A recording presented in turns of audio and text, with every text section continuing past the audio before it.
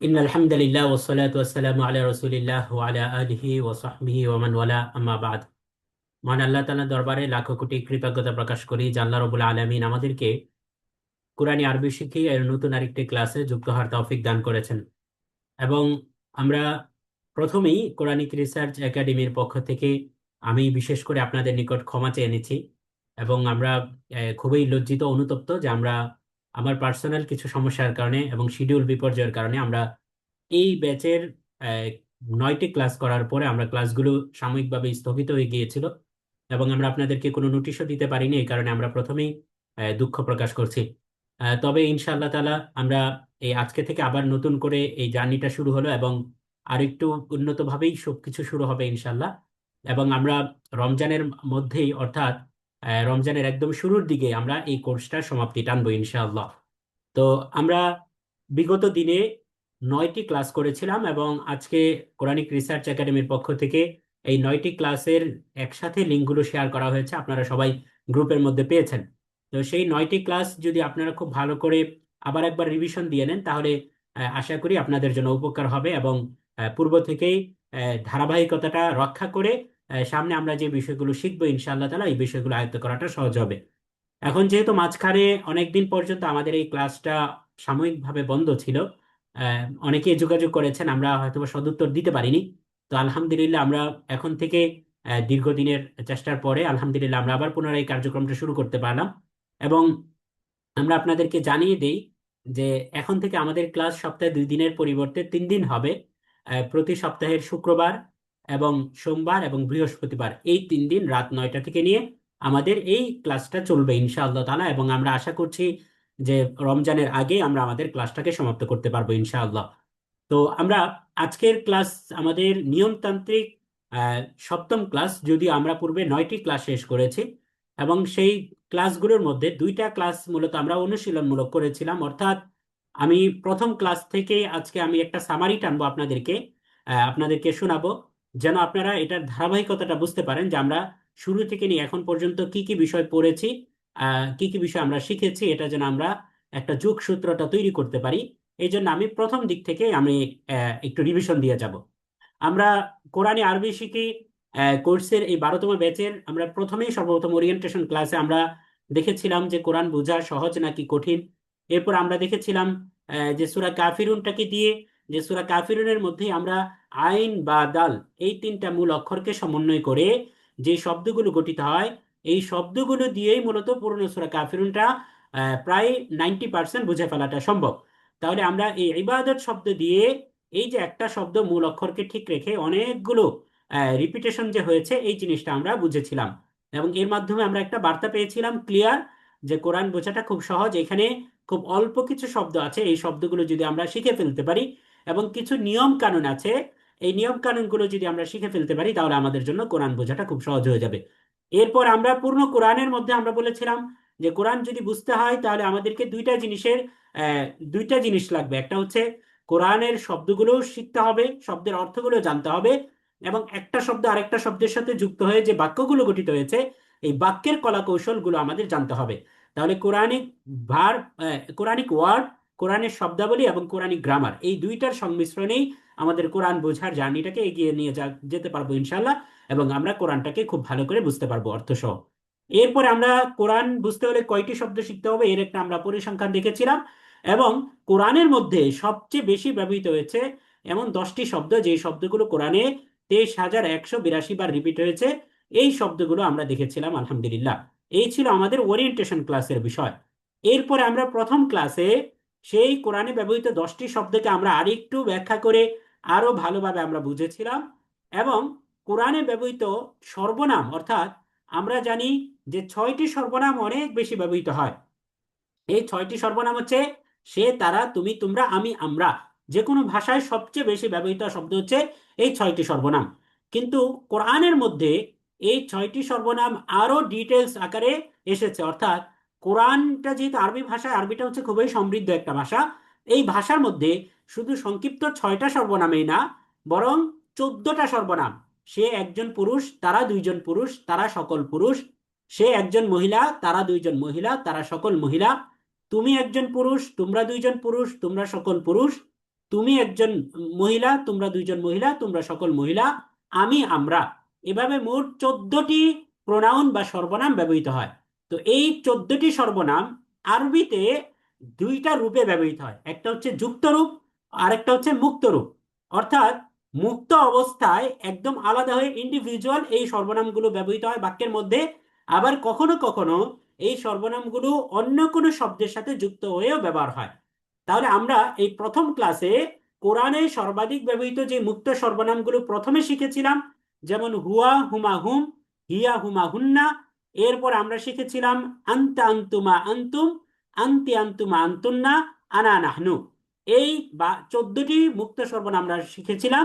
এবং এই সর্বনামগুলো যখন অন্য কোনো শব্দের সাথে যুক্ত হয় তখন তার আকৃতি কেমন পরিবর্তন হয়, এই জিনিসটা আমরা শিখেছিলাম হচ্ছে দ্বিতীয় ক্লাসের মধ্যে। অর্থাৎ দ্বিতীয় ক্লাসে আমরা 14টি মুক্ত সর্বনামও শিখেছিলাম, এবং এই 14টি সর্বনাম যখন যুক্ত হয় অন্য কোনো শব্দের সাথে তখন তার আকৃতি কেমন হয়, কিছুটা পরিবর্তন হয়। যেমন হুয়া সর্বনামটি যখন অন্য কোনো শব্দের সাথে যুক্ত হয় তখন হাপেশ হু এবং হাজের হি, হু হি অর্থ হয় তার তাকে। হুমা শব্দটি যখন যুক্ত হয় তখন এটার কোনো আকৃতি পরিবর্তন হয় না, তবে কখনো কখনো হিমা হয়ে যায়। তাহলে হুমা হিমা অর্থ হয় তাদের দুইজনের। তাহলে এইভাবে আমরা মুক্ত সর্বনামগুলো যখন অন্য কোনো শব্দের সাথে যুক্ত হয়ে পরে আসে তখন তার আকৃতির মধ্যে যেমন কিছুটা পরিবর্তন হয়, তার অর্থের মধ্যেও কিছুটা পরিবর্তন হয়। আমরা যদি ভিন্ন আরেক দৃষ্টিকোণ থেকে বলি, মুক্ত সর্বনামগুলো সাবজেক্ট হিসাবে সাধারণত এসে থাকে, আর যুক্ত সর্বনামগুলো অবজেক্ট হিসাবে এসে থাকে। তাহলে সাবজেক্ট এবং অবজেক্ট হিসাবে যখন আসে তখন তার ফর্মের কারণে অর্থেরও ভিন্নতা ঘটে। তো আমরা দ্বিতীয় ক্লাসে মূলত এই যুক্ত সর্বনামগুলো আমরা শিখেছিলাম। তাহলে এই ওরিয়েন্টেশন ক্লাস, প্রথম ক্লাস এবং দ্বিতীয় ক্লাস, মোটামুটি এই তিনটা ক্লাসে আমরা কি কি শিখেছিলাম এই বিষয়গুলোর আমরা একটা ধারণা পেয়েছি। এরপরে আমরা এই বিষয়গুলোকে অবলম্বন করে আমরা তিনটা ওয়েবসাইট থেকে শব্দগুলোকে চর্চা করেছিলাম। আমরা তানজিল.নেট এই ওয়েবসাইট, এবং কোরআন.ও.কম, এবং আমরা আরেকটা ওয়েবসাইটের সাথে পরিচিত হয়েছিলাম, সেটা হচ্ছে আল কোরআন তাফসির এন্ড বাই ওয়ার্ড। এই অ্যাপসটার সাথে আমরা পরিচিত হয়েছিলাম। এই তিনটা অ্যাপস এবং ওয়েবসাইট দিয়েই, এবং কর্পাস কোরআন এই ওয়েবসাইট, কর্পাস কোরআন, কর্পাস.কোরআন, তানজিল.নেট এবং কোরআন.ও.কম, এই তিনটা ওয়েবসাইটের সাথে আমরা পরিচিত হয়েছিলাম। এবং আল কোরআন তাফসির এন্ড বাই ওয়ার্ড এই মোবাইল অ্যাপসটির সাথেও আমরা পরিচিত হয়েছিলাম। এবং এই সবগুলোর ডিটেলস, ব্যবহার, এগুলো আমরা বিস্তারিত আকারে জেনেছি আলহামদুলিল্লাহ। তো এবং এই দ্বিতীয় ক্লাসের পরে আমরা মূলত তৃতীয় ক্লাসের মধ্যে আমরা কোরআনের গ্রামারের নিয়ে আমরা আলোচনা করেছিলাম। অর্থাৎ এতক্ষণ পর্যন্ত দুইটা ক্লাস পর্যন্ত যেহেতু আমরা কোরআনের শব্দগুলোই শিখেছি, কোরআনে ব্যবহৃত সর্বাধিক 10টি শব্দ আমরা শিখেছি, এবং কোরআনে সর্বাধিক ব্যবহৃত মুক্ত সর্বনাম ও যুক্ত সর্বনাম শিখেছি, এই সবগুলোই ছিল কোরআনিক ভোকাবুলারিয়ার পার্ট। আর তৃতীয় ক্লাসের মধ্যে মূলত আমরা কোরআনিক গ্রামারের সাথে আমরা পরিচিত হয়েছিলাম। যেমন আমরা দেখেছিলাম যে এই তৃতীয় ক্লাসের মধ্যে আমরা দেখেছিলাম যে কোরআনিক গ্রামারের পরিচয়। কোরআনিক গ্রামার বলতে আমরা কি বুঝি, কোরআনিক গ্রামারের কয়টি পার্ট, নাহু এবং সরফ। নাহু মানেই বাক্যের খেলা, সরফ মানে শব্দের খেলা, এই বিষয়গুলো আমরা দেখেছি। এরপরে কোরআনিক গ্রামারের শিকড়ে, অর্থাৎ আমরা এই নাহু এবং সরফের মূল কনসেপ্টটাকে তিনটা তিনটা 6টা আয়াত দিয়ে আমরা বিস্তারিত আকারে বোঝার চেষ্টা করেছি আলহামদুলিল্লাহ। এরপরে আমরা কোরআনিক গ্রামারের হাতে করি অংশে সূরা ফিলের 1 নম্বর আয়াতটাকে, আলাম তারা কাইফা ফাআলা রাব্বুকা বিআসহাবিল ফিল, এই আয়াতটাকে আমরা ভেঙে ভেঙে আমরা বিস্তারিত আকারে আমরা বোঝার চেষ্টা করেছি।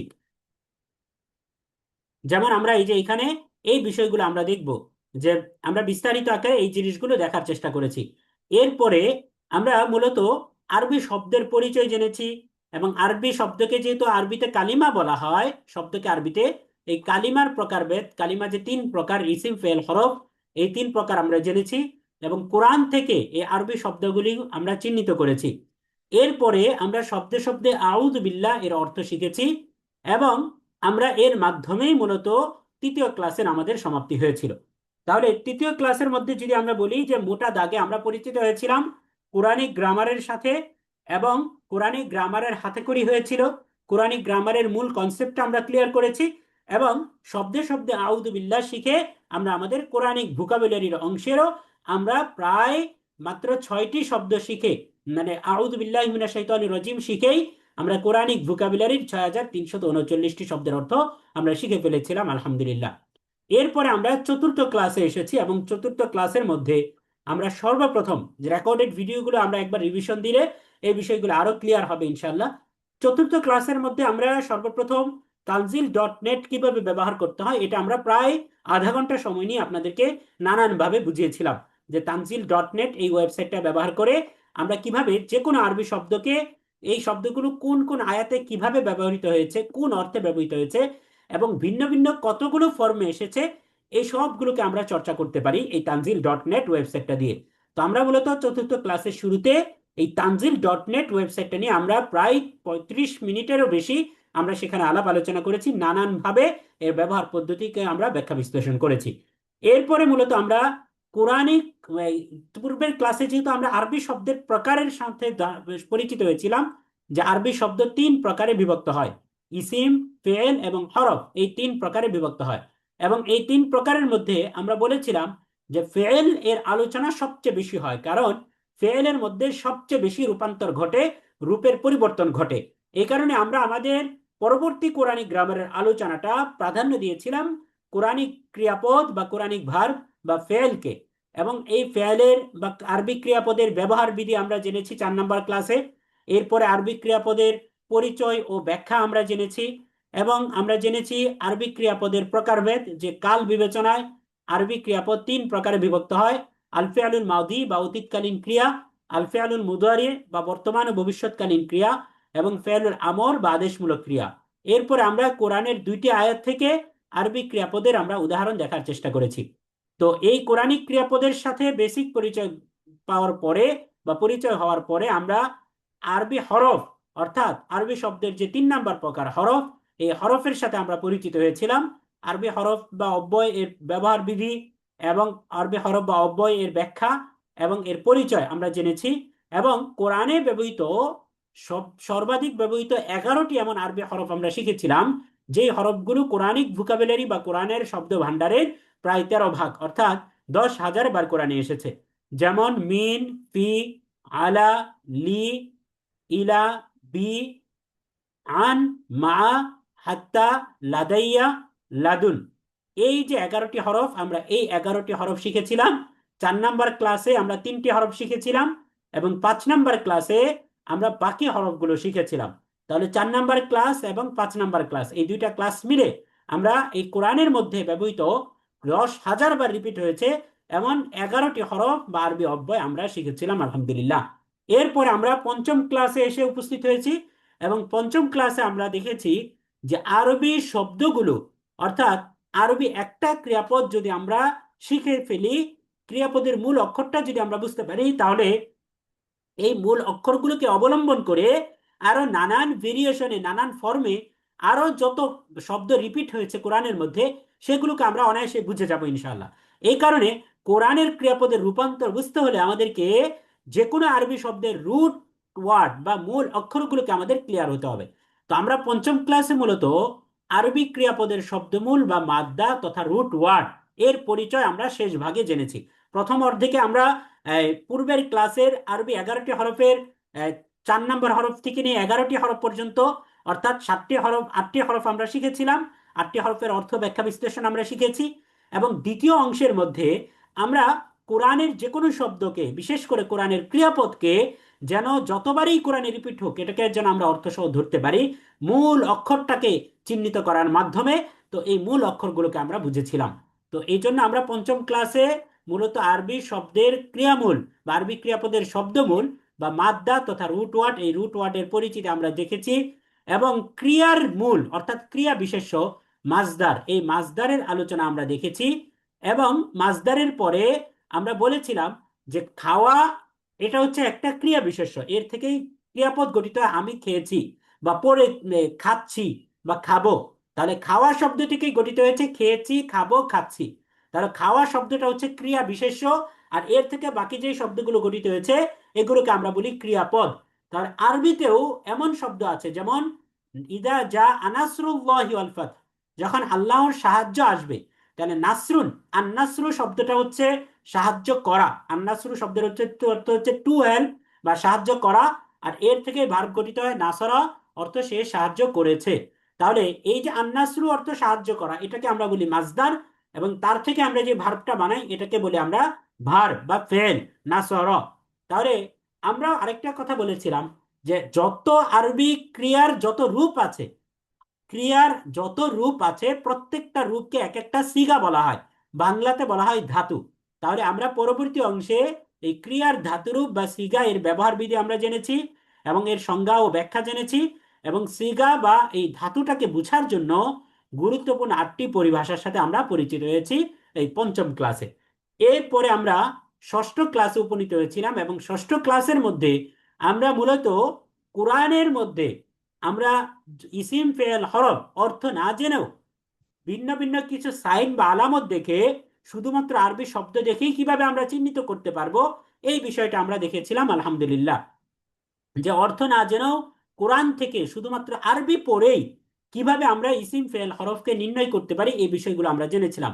যেমন আমরা জেনেছিলাম শব্দের শুরুতে যদি আলিফ লাম থাকে তাহলে সেই শব্দটা ইসিম হয়, শব্দের শেষে যদি তানবিন থাকে তাহলে এই শব্দটা ইসিম হয়, শব্দের মধ্যে যদি আলিফ লাম এবং তানবিন না থাকে তাহলে সেটা ফেল হয়। আবার যদি কোনো শব্দের শুরুতে কদ সিন সাউফা এ জাতীয় হরফ যদি থাকে তাহলে সেটা ফেল বা ভার্ব হয়। আর মিন, লাম এবং নির্দিষ্ট কিছু শব্দ আছে, এই শব্দগুলো হরফ হয়।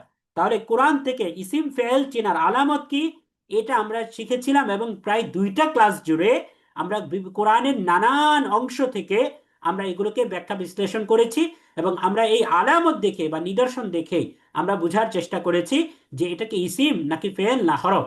আমরা অর্থ না জানা সত্ত্বেও শুধুমাত্র আলামত দেখে আমরা এই বিষয়গুলোকে বোঝার চেষ্টা করেছি আলহামদুলিল্লাহ। তাহলে আমরা ষষ্ঠ ক্লাসের মধ্যে মূলত ইসিম ফেল হরফ আমরা আরবি অর্থ না জেনে শুধুমাত্র শব্দ থেকে, শব্দের নানান নিদর্শন দেখে আলামত দেখে কিভাবে আমরা চিনতে পারবো, এই বিষয়টা আমরা জেনেছি এবং কোরআন থেকে অনুশীলন করেছি। এবং সর্বশেষ এই ষষ্ঠ ক্লাসের মধ্যে আমরা তানজিল.net এই ওয়েবসাইটটা ব্যবহার করে আমরা কোরআনের শব্দাবলী চর্চা করেছি। এবং এই ষষ্ঠ ক্লাসের মধ্যে আমরা মূলত সপ্তম ক্লাস, এই ষষ্ঠ ক্লাসে আমরা শুরু করেছিলাম এবং সপ্তম ক্লাসে এটার সমাপ্তি ঘটেছে, যে আমরা কোরআনে ব্যবহৃত 15টি আরবি ক্রিয়ামূল আমরা শিখেছিলাম। অর্থাৎ আলিমা অর্থ সে জেনেছে, জালা অর্থ সে তৈরি করেছে, এইভাবে কারিহা অর্থ সে অপছন্দ করেছে। এই 15টি আরবি ক্রিয়ামূল অর্থ সহকারে আমরা শিখেছিলাম সপ্তম ক্লাসে। ষষ্ঠ ক্লাসে শুরু হয়ে এটা সপ্তম ক্লাসে সমাপ্ত হয়েছিল। তো সপ্তম ক্লাসে আমরা এই 15টি এই আরবি ক্রিয়ামূল আমরা শিখেছিলাম, যেগুলো কোরআনে অনেক বেশি ব্যবহৃত হয়েছে। এবং আমরা কোরআনে বহুল ব্যবহৃত বাংলা কিছু শব্দ আছে যেগুলোকে আমরা বাংলায় ব্যবহার করি, রাসূল, আযাব, কিতাব, হক, মুমিন, যেই শব্দগুলোকে আমরা বাংলায় কথাবার্তায় বলে থাকি, এগুলোও যে কোরআনের শব্দ, এমন 30টি শব্দের সাথে আমরা পরিচিত হয়েছিলাম আলহামদুলিল্লাহ। এভাবে আমাদের ষষ্ঠ ক্লাস এবং সপ্তম ক্লাসের সমাপ্তি ঘটেছিল। এরপরে আমরা অষ্টম ক্লাসে এই যে শব্দগুলো কোরআনে বহুল ব্যবহৃত যে 15টি আরবি ক্রিয়ামূল, এখানে তো আমরা প্রত্যেকটা শব্দকে ভার্ব ফর্মে রেখেছি, অর্থাৎ পাস্ট টেন্স বা অতীতকালীন ফর্মে রেখেছি। যেমন আমরা দেখেছি আলিমা অর্থ সে জেনেছে, তাহলে এটা তো একটা ভার্ব, কিন্তু এটার ক্রিয়া বিশেষ্য কোনটা, অর্থাৎ মাজদার কোনটা। তাহলে যে কোনো আরবি ক্রিয়াপদকে আমরা কিভাবে মাজদার বা ক্রিয়া বিশেষ্য বানাতে পারি, অর্থাৎ আরবি ক্রিয়ামূলকে কিভাবে তার মূলে, ক্রিয়াপদকে কিভাবে তার মূলে নিয়ে যেতে পারি, এই মাজদার বানানোর বা ক্রিয়া বিশেষ্য বানানোর আমরা একটা ফর্মুলা বা সূত্র আমরা শিখেছিলাম। সেটা কি, আমরা বলেছিলাম যে যে কোনো আরবি ক্রিয়াপদের শুরুতে যদি আমরা আলিফ লাম যুক্ত করে দেই এবং শেষ হরফের মধ্যে যদি আমরা পেশ দিয়ে দেই, তাহলে অধিকাংশ ক্ষেত্রে এটা মাজদার হয়ে যায়। এবং এক্ষেত্রে আরো মাঝখানে কিছু পরিবর্তন হয়, তবে বেসিক পরিবর্তন হলো শব্দের শুরুতে, ক্রিয়াপদের শুরুতে আলিফ লাম যুক্ত করে দেওয়া এবং শেষ অক্ষরে পেশ দিয়ে দেওয়া। যেমন আলিমা অর্থ সে জেনেছে, আমরা যদি এর শুরুতে আলিফ লাম যুক্ত করি এবং শেষ অক্ষরে যদি আমরা পেশ দেই, তাহলে এই দুইটা হচ্ছে বেসিক পরিবর্তন। আর আরেকটা পরিবর্তন হবে, এখানে জজম হবে মাঝখানের হরফে, তাহলে অর্থ শব্দটা হয়ে যাবে আল ইলমু, আইনের নিচে হয়ে যাবে জেদ। টুকটাক কিছু পরিবর্তন হবে আর বেসিক কিছু পরিবর্তন আছে। বেসিক পরিবর্তনের মধ্যে 2টা পরিবর্তন বলেছিলাম, শব্দের শুরুতে আলিফ লাম যুক্ত করা এবং শেষ হরফে পেশ দিয়ে দেওয়া। আর এছাড়াও ক্ষেত্র বিশেষে এই জিনিসগুলো আমরা ধীরে ধীরে বুঝবো, ক্ষেত্র বিশেষে আরো কিছু পরিবর্তন হয়। যেমন এখানে আইনের মধ্যে জবরের পরিবর্তে জের হয়ে গিয়েছে, আর লামের মধ্যে জেরের পরিবর্তে জজম হয়ে গিয়েছে। তাহলে শব্দটা আলিমা থেকে এখন হয়েছে আল ইলমু, অর্থ হয় জানা, তাহলে বুঝা। তাহলে আলিমা অর্থ সে জেনেছে, এটা ক্রিয়াপদ। আর এর থেকে আমরা মাসদার বা ক্রিয়া বিশেষ্য বানাতে পারি আল ইলমু দিয়ে, অর্থ হচ্ছে টু টু নো বা জানা বা বুঝা। তাহলে এই সপ্তম ক্লাসে মূলত আমরা এই যে মানে অষ্টম ক্লাসে আমরা মূলত মাসদার বানানোর প্রক্রিয়াটা কি, অর্থাৎ আমরা একটা ক্রিয়াপদ থেকে কিভাবে আমরা মাসদার বানাতে পারি, এই বিষয়গুলো আমরা আলাপ আলোচনা করেছিলাম। এবং একই সাথে আমরা এই সপ্তম ক্লাসে মাদ্দা তথা এই যে মূল অক্ষরগুলো, এই মূল অক্ষরগুলো কি, এই বিষয়টা নিয়ে আমরা আলাপ আলোচনা করেছিলাম আলহামদুলিল্লাহ অষ্টম ক্লাসে। এবং অষ্টম ক্লাসে আমরা এই মাসদার বানানোর ফর্মুলাগুলো নিয়ে আমরা ডিটেলস আলোচনা করেছি, এবং তানজিল.net সহ এই বিভিন্ন ওয়েবসাইট দিয়ে আমরা এগুলোকে অনুশীলন করেছি আলহামদুলিল্লাহ।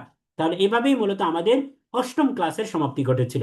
এরপর আমরা নবম ক্লাসের মধ্যে আমরা সিগা, ওই যে আমরা বলেছিলাম যে এই আরবি যেই শব্দ যে সিগা, এই সিগা এর পরিচয় ও ব্যাখ্যা আমরা জেনেছি।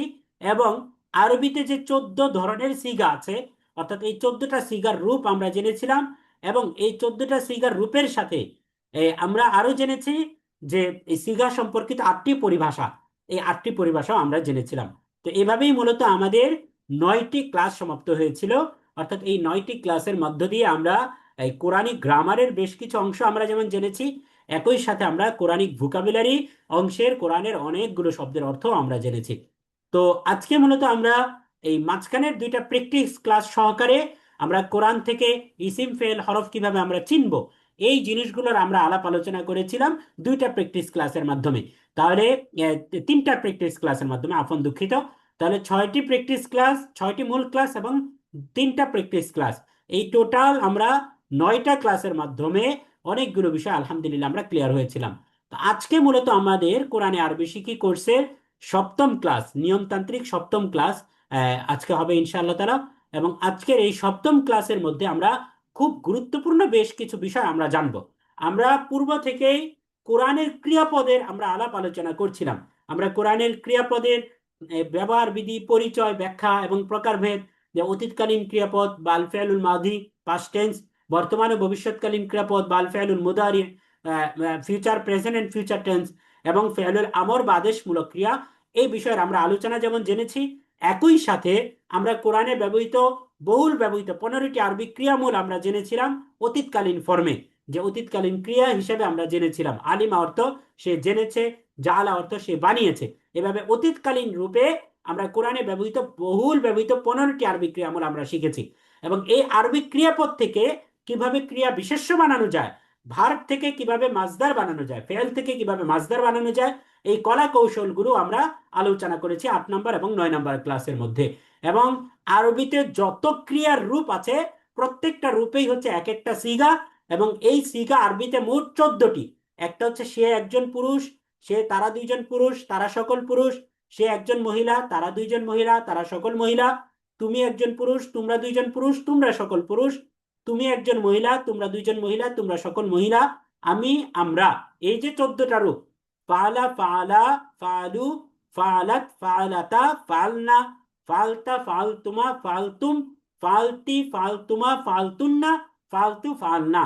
অথবা আমরা শিখেছিলাম ফাতাহা, সে একজন পুরুষ খুলেছে, ফাতাহা, তারা দুইজন পুরুষ খুলেছে, ফাতাহু, তারা সকল পুরুষ খুলেছে, ফাতাহাত, সে একজন মহিলা খুলেছে, ফাতাহাতা, তারা দুইজন মহিলা খুলেছে, ফাতাহনা, তারা সকল মহিলা খুলেছে, ফাতাহতা, তুমি একজন পুরুষ খুলেছ, ফাতাহতুমা, তোমরা দুইজন পুরুষ খুলেছ, ফাতাহতুন্না, ফাতাহতুম, তোমরা সকল পুরুষ খুলেছ, ফাতাহতি, তুমি একজন মহিলা খুলেছ, ফাতাহতুমা, তোমরা দুইজন মহিলা খুলেছ, ফাতাহতুন্না, তোমরা সকল মহিলা খুলেছ, ফাতাহতু, আমি খুলেছি, ফাতাহনা, আমরা খুলেছি।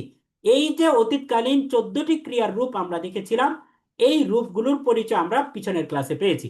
তো আজকে মূলত এই রূপগুলোর সাথে আমরা আরো বিস্তারিত আকারে আমাদের পরিচয় ঘটবে, যে এক নজরে আমরা যে 14টা রূপ পূর্বের ক্লাসে দেখেছিলাম 9 নাম্বার ক্লাসে, আমরা আজকের এই ক্লাসে দেখার চেষ্টা করব অতীতকালীন ক্রিয়ার রূপ সমূহকে অর্থ সহকারে আরো ভেঙে ভেঙে বোঝার চেষ্টা করব।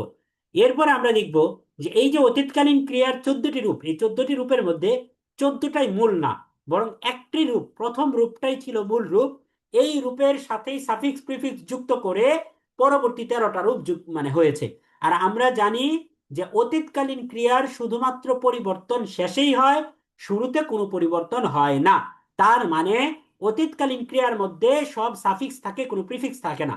তাহলে এই যে একটা মূল রূপ থেকে শেষে যে আরো নানান নিদর্শন চিহ্ন যুক্ত করে আমরা যে আরো 13টি রূপ বানাই, সেই একটা রূপ থেকে বাকি 13টি রূপের রূপান্তর ঘটানোর পদ্ধতিটা কি, এই পদ্ধতিটা নিয়ে আমরা পরবর্তী অংশে আলোচনা করব।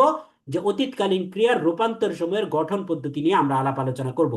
এবং এই আলোচনা করতে গিয়ে আমরা দেখব যে এই ক্রিয়াপদগুলোর মধ্যে, অতীতকালীন ক্রিয়ার মধ্যে ফেল যেমন থাকে, ভার্ব যেমন থাকে, এই ভার্বের পেটের মধ্যে সর্বনাম সাবজেক্ট হিসাবে গুপ্ত অবস্থায় থাকে বা লুকিয়ে থাকে, উজ্জ্ব থাকে।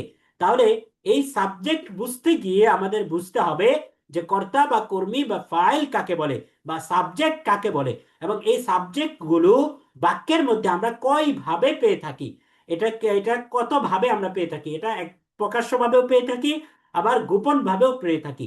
যেমন অতীতকালীন 14টি রূপের মধ্যে আমরা সেই সাবজেক্ট গুলোকে আমরা গোপন ভাবে আমরা পেয়ে থাকি। তাহলে এই বিষয়গুলোকে আমরা বুঝার চেষ্টা করব ইনশা আল্লাহ তাআলা। তাহলে কর্তা বা কর্মী বা ফাইল তথা সাবজেক্টের পরিচয় আমরা যেভাবে পাবো, একই সাথে আমরা অতীতবাচক ফেলের ভিতরে বা ক্রিয়ার মধ্যে এই সাবজেক্ট সর্বনামটা কিভাবে লুকিয়ে থাকে এবং এই লুকিয়ে থাকার আলামত কি কি, অর্থাৎ কোন কোন নিদর্শন দেখে আমরা বুঝবো যে এই অতীতকালীন ক্রিয়ার মধ্যে এই সাবজেক্টটা লুকিয়ে আছে, এই বিষয়টা আমরা দেখার চেষ্টা করবো ইনশাআল্লাহ। এরপরে আমরা যেহেতু সাবজেক্ট জেনেছি, আমরা এ পর্যায়ে অবজেক্ট তথা মাফউলের বিহি এর পরিচয় আমরা জানার চেষ্টা করবো ইনশাআল্লাহ তাআলা। এবং একটা বাক্যের মধ্যে ওয়ার্ডার অফ ওয়ার্ডসটা কেমন হয়, অর্থাৎ সাবজেক্ট আগে আসে নাকি ভার্ব আগে আসে নাকি অবজেক্ট আগে আসে, ফেল আগে আসে নাকি ফাইল আগে আসে নাকি মাফউল আগে আসে, এই বিষয়টা ওয়ার্ডার অফ ওয়ার্ডসটা কেমন হয়, অর্থাৎ একটা বাক্যের মধ্যে শব্দের বিন্যাসটা কেমন হয়, এই বিষয়গুলো আমরা জানার চেষ্টা করব। তাহলে আমরা বলতেই পারি যে আজকের ক্লাসে মূলত আমরা ক্রিয়াবাচক যে বাক্য আছে, অর্থাৎ যে বাক্যের মধ্যে ক্রিয়া থাকে, সাবজেক্ট থাকে এবং অবজেক্ট থাকে, ভার্ব সাবজেক্ট এবং অবজেক্ট, একটা পূর্ণ ক্রিয়াবাচক বাক্যের গঠন কেমন হয়, এই বিষয়টা আমরা যেমন জানার চেষ্টা করব। একই সাথে অতীতকালীন ক্রিয়া বা পাস্ট টেন্স তথা আল ফিআলুল মুদারি এর যে 14টা রূপ আছে, এই 14টা রূপ অর্থ সহকারে যেমন জানবো, একই সাথে এই 14টা রূপের গঠন পদ্ধতি প্রণালী আমরা জানবো, এবং 14টা রূপের মধ্যে সাবজেক্ট কোনটা কোন রূপের মধ্যে কোন সর্বনাম সাবজেক্ট হিসাবে আছে এবং কিভাবে আমরা বুঝবো, এই বিষয়গুলো আমরা ডিটেলস আমরা আলোচনা করব ইনশাআল্লাহ তাআলা আজকের ক্লাসে। তাহলে বোঝাই যাচ্ছে যে আজকের ক্লাসটি আমাদের কোরআনিক গ্রামার পার্টের খুবই গুরুত্বপূর্ণ একটি ক্লাস, এবং আমরা আজকের ক্লাসে মূলত শুধুমাত্র কোরআনিক গ্রামারের উপরেই ফোকাস দিব। আমরা আজকে কোরআনিক ভোকাবুলারি আমরা আলোচনা করব না। তাহলে আজকের ক্লাসটা যদি আমরা বুঝি, তাহলে কোরআন বুঝতে গিয়ে যত জায়গায় কোরআনে সাবজেক্ট আসবে অথবা অবজেক্ট আসবে অথবা ভার্ব আসবে অতীতকালীন ক্রিয়াপদ হিসাবে, সেগুলোকে আমরা খুব ভালো করে বুঝতে পারবো। এবং অতীতকালীন ক্রিয়াপদ বা পাস্ট টেন্স, এটা যেহেতু ফাউন্ডেশন বা ভিত্তি, অর্থাৎ এর উপরের বেস করেই মূলত ভবিষ্যৎকালীন ক্রিয়াপদ এবং আমর তথা আদেশমূলক ক্রিয়াপদ এবং নাহি তথা নিষেধমূলক ক্রিয়াপদ, এই সবগুলো, এছাড়াও আরো যত ক্রিয়ার প্রকার আছে আরবিতে, আরবিতে যত ভার্ব আছে, সব ভার্বের ফাউন্ডেশন হচ্ছে অতীতকালীন ক্রিয়াপদ বা আল ফিআলুল মাদি। তাহলে আমরা যখন আল ফিআলুল মাদি বা পাস্ট টেন্স অতীতকালীন ক্রিয়াপদটাকে খুব ভালো করে বিস্তারিত রূপ সহকারে আমরা যখন এ টু জেড বুঝে ফেলবো ইনশাআল্লাহ তাআলা, তখন আমাদের সামনে আগামী ক্লাসগুলোতে বর্তমান ও ভবিষ্যৎকালীন ক্রিয়াপদ তথা আল ফিআলুল মুদারি এবং ফিআলুল আমর আদেশমূলক ক্রিয়াপদ এবং ফিআলুল নাহি বা নিষেধমূলক ক্রিয়াপদ, এগুলো বুঝতে আমাদের আর কোনো সমস্যা হবে না, এবং আমরা কোরআনের ক্রিয়াপদের রূপান্তর বোঝার ক্ষেত্রে একেবারে প্রো হয়ে যাবো ইনশাআল্লাহ তাআলা। এবং নেক্সট একটা দুইটা ক্লাস পরেই আমরা কোরআনিক ক্রিয়াপদের রূপান্তর নিয়ে দুইটা মাস্টার ক্লাস করব, এবং সেই মাস্টার ক্লাসের মধ্য দিয়ে আমাদের কোরআনের যে কোনো ক্রিয়াপদ চেনা বোঝা, এটা আমাদের জন্য খুব বেশি ইজি হয়ে যাবে ইনশাআল্লাহ তাআলা। তাহলে আমি রিকোয়েস্ট করব যে আলহামদুলিল্লাহ এতক্ষণের আলোচনার মাধ্যমে আমরা আজকের এই যে নিয়মতান্ত্রিক সপ্তম ক্লাস এবং ধারাবাহিকভাবে দশম ক্লাস, এই ক্লাসের সাথে পূর্বের প্রথম ক্লাস থেকে আজকের ক্লাস পর্যন্ত যোগসূত্রগুলো কি কি, এবং আমরা ইতিপূর্বের 9টি ক্লাস জুড়ে আমরা কি কি বিষয় শিখেছি, এই সব কিছুর সবগুলো ক্লাসের যোগসূত্র এবং আলোচ্য বিষয়গুলো সম্পর্কে আপনারা আশা করি একটা ক্লিয়ার ধারণা পেয়েছেন। এবং আজকের ক্লাসেও আমরা পরবর্তী লাস্ট সময় পর্যন্ত আমরা কি কি বিষয় আলাপ আলোচনা করব, এই বিষয়গুলোর আসলে আমরা ধারণা পেয়েছি আলহামদুলিল্লাহ। সুতরাং আমি রিকোয়েস্ট করবো যে সবাই একেবারে লাইভ ক্লাসের শেষ পর্যন্ত মনোযোগ দিয়ে দেখবেন ইনশাআল্লাহ তাআলা। এবং যদি কোনো প্রশ্ন থাকে তাহলে আমরা একেবারে ক্লাসের শেষ মুহূর্তে আমরা প্রশ্নগুলো নিব এবং সেই প্রশ্নগুলোর আমরা উত্তর দেওয়ার চেষ্টা করবো ইনশাআল্লাহ। তাহলে সর্বপ্রথম আমরা অতীতকালীন ক্রিয়াপদের যে ব্যবহার বিধি, রূপসমূহ, এই রূপসমূহগুলো আমরা একটু দেখার চেষ্টা করি। তার আগে আজকের ক্লাসটা বোঝার জন্য আমরা অতীতকালীন ক্রিয়াপদের যে ক্লাসটা ছিল, আমরা এই ক্লাসটা থেকে অতীতকালীন ক্রিয়াপদ সম্পর্কে আমরা একটু ধারণা নিয়ে আসি।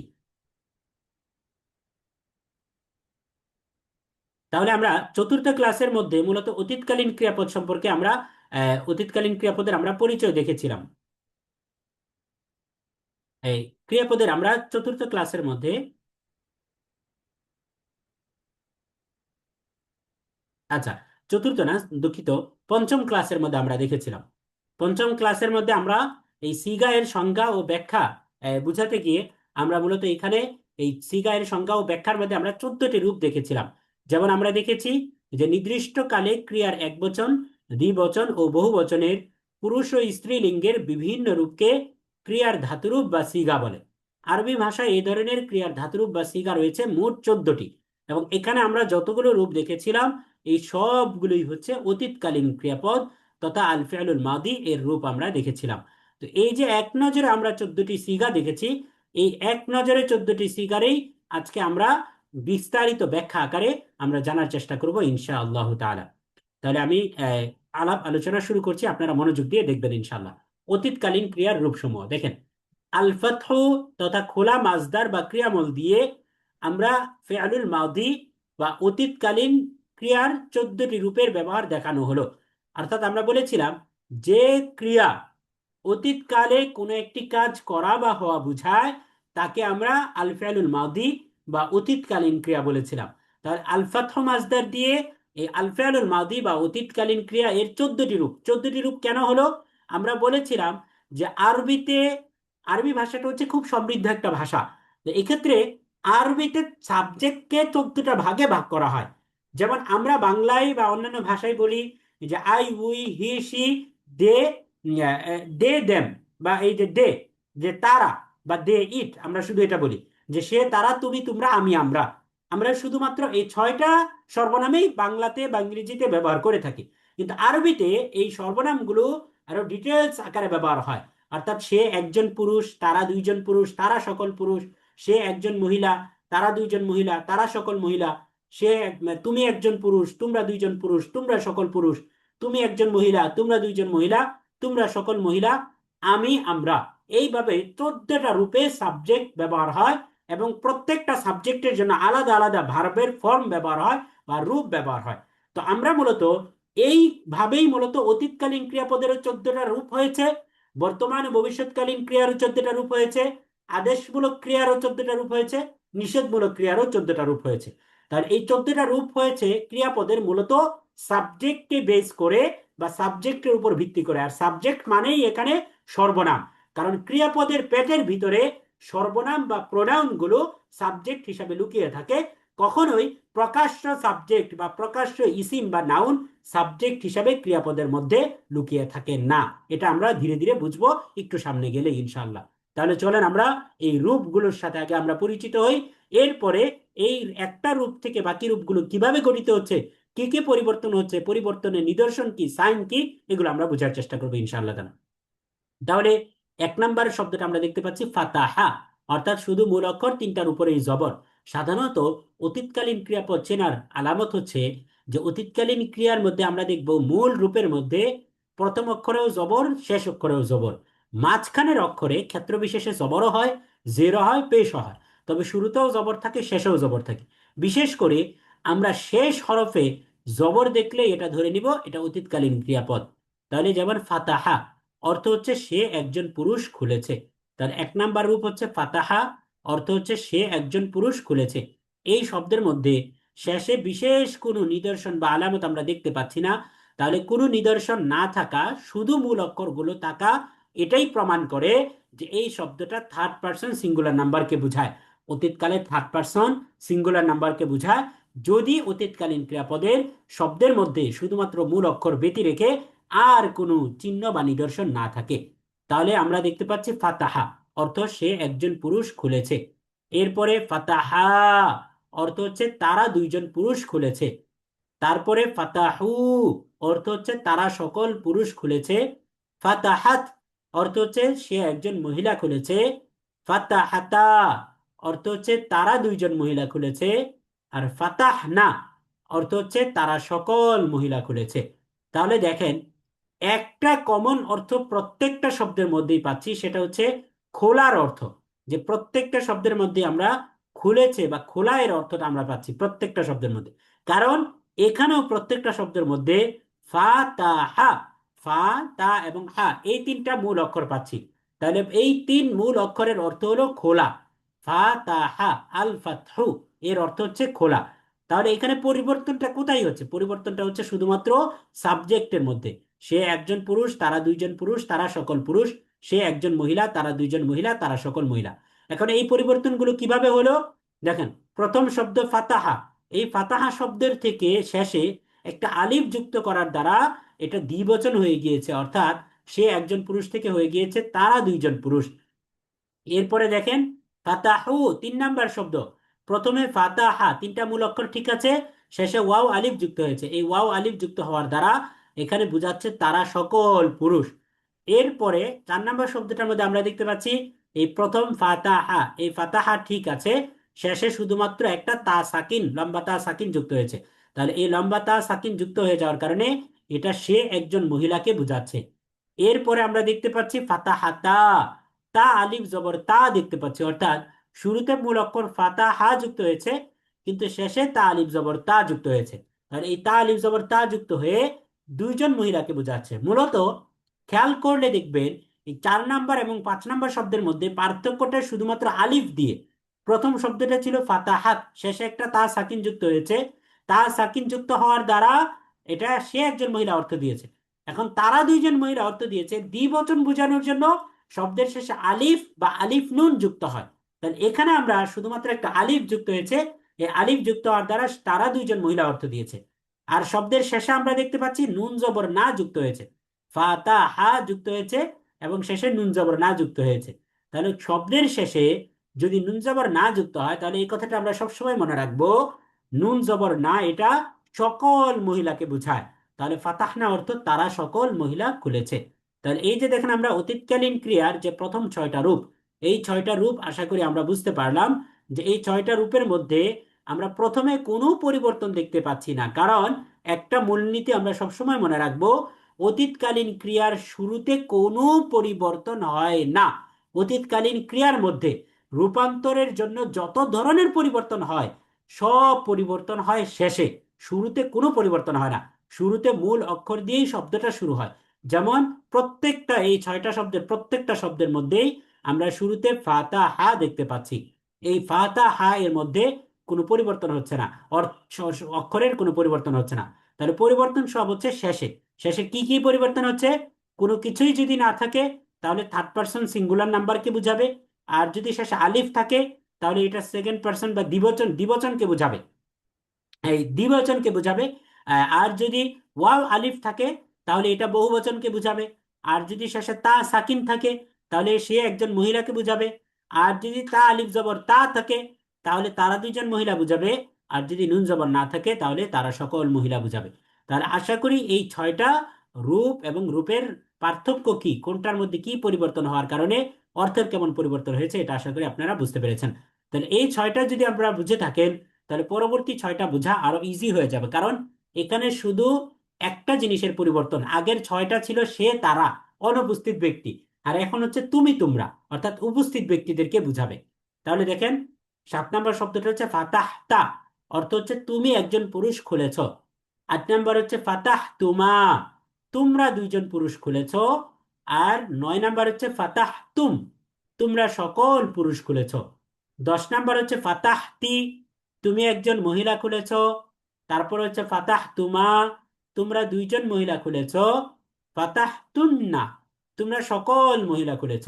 তাহলে এখানে দেখেন এই 6টা রূপের মধ্যেও আমরা শুরুতে কোনো পরিবর্তন দেখতে পাচ্ছি না, কারণ আমরা মূলনীতি পড়েছিলাম অতীতকালীন ক্রিয়ার শুরুতে কোনোই পরিবর্তন হয় না, কিন্তু আমরা শেষে পরিবর্তন দেখতে পাচ্ছি।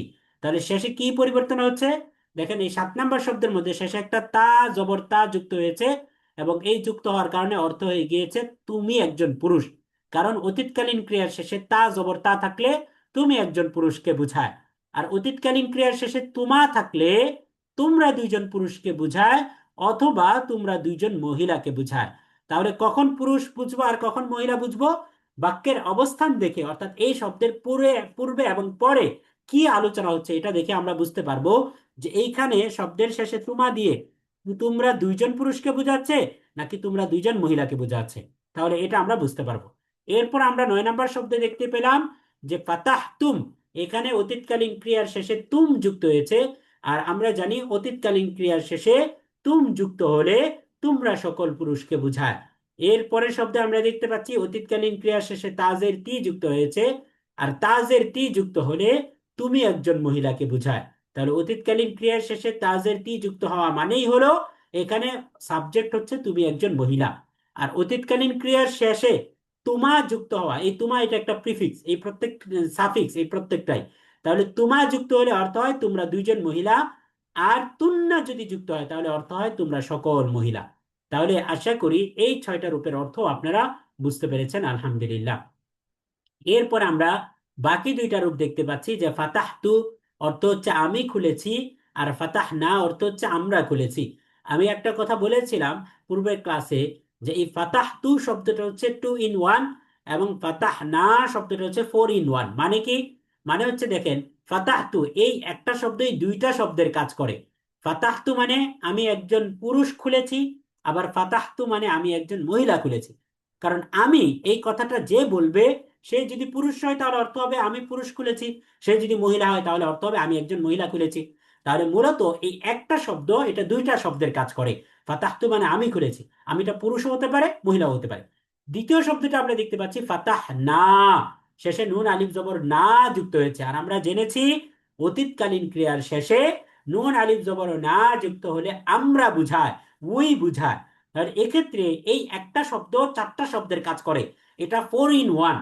কিভাবে দেখেন, আমরা খুলেছি মানে আমরা দুইজন পুরুষ খুলেছি, অথবা আমরা দুইজন মহিলা খুলেছি, অথবা আমরা সকল পুরুষ খুলেছি, আমরা সকল মহিলা খুলেছি। তাহলে এই একটা শব্দ দিয়ে মূলত আমরার সব ক্যাটাগরির অর্থকে বোঝায়। তাহলে এই যে 2টা রূপ, তাহলে পূর্বে অনুপস্থিত ব্যক্তিদের সে তারা, এর মধ্যে ডিটেলস 6টা রূপ পেয়েছিলাম। সে একজন পুরুষ, তারা দুইজন পুরুষ, তারা সকল পুরুষ। এরপর হচ্ছে তুমি তোমরা, উপস্থিত ব্যক্তি তুমি তোমরা, উপস্থিত ব্যক্তিদেরকে উল্লেখ করে বলা হচ্ছে তুমি তোমরা। এই উপস্থিত ব্যক্তিদের আরো 6টা রূপ দেখেছিলাম। তুমি একজন পুরুষ, তোমরা দুইজন পুরুষ, তোমরা সকল পুরুষ।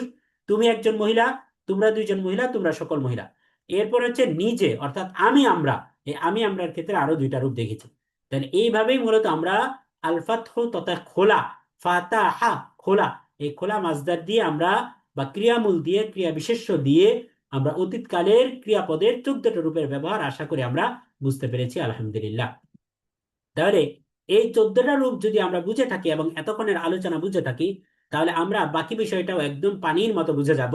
যে এই 14টা রূপের মধ্যে প্রথম রূপটাই হচ্ছে মূল রূপ, এবং প্রথম রূপটাই হচ্ছে মূল রূপ, এবং এই প্রথম রূপের শেষে নানান ধরনের নিদর্শন বা আলামত যুক্ত করে বাকি রূপগুলো আমরা বুঝতে পারি, আলহামদুলিল্লাহ।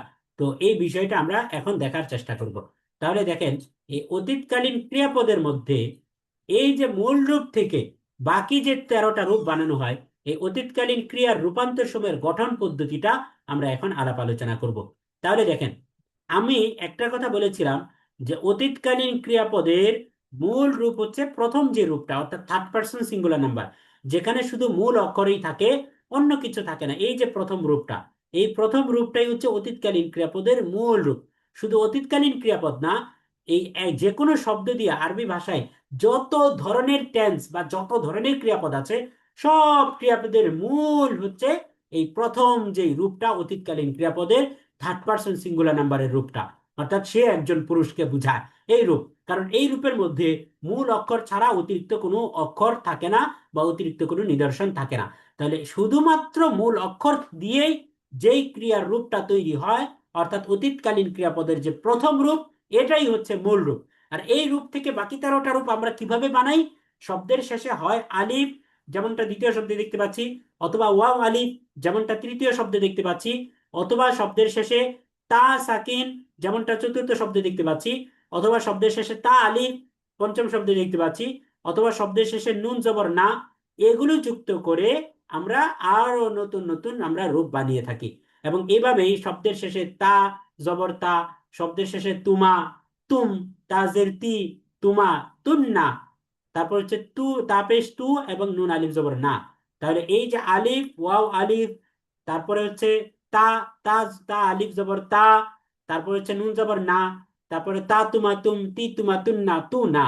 এই যে শব্দের শেষের কিছু পরিবর্তন, এই পরিবর্তনগুলো করার মাধ্যমে আমরা বাকি 13টা রূপ আমরা পেয়ে থাকি। তাহলে এবার চলেন আমরা এই গঠন প্রণালীটা একবার পড়ে নিই। দেখেন লেখা আছে, অতীতবাচক ক্রিয়ার মূল শব্দ হলো ফাআলা, অর্থ হলো সে একজন পুরুষ করেছে। অতীতকালীন ক্রিয়ার মূল শব্দ হলো ফাআলা, অর্থ হলো সে একজন পুরুষ করেছে। এই মূল শব্দের শেষে এক বা একাধিক অক্ষর যুক্ত করে বিভিন্ন পার্সন, জেন্ডার এবং নাম্বারের ভিত্তিতে বাকি 13টি সিগা বানানো হয়। আমরা বলেছিলাম আরবিতে ক্রিয়াপদের যত রূপ আছে, এই প্রত্যেকটা রূপকে এক একটা সিগা বলা হয়।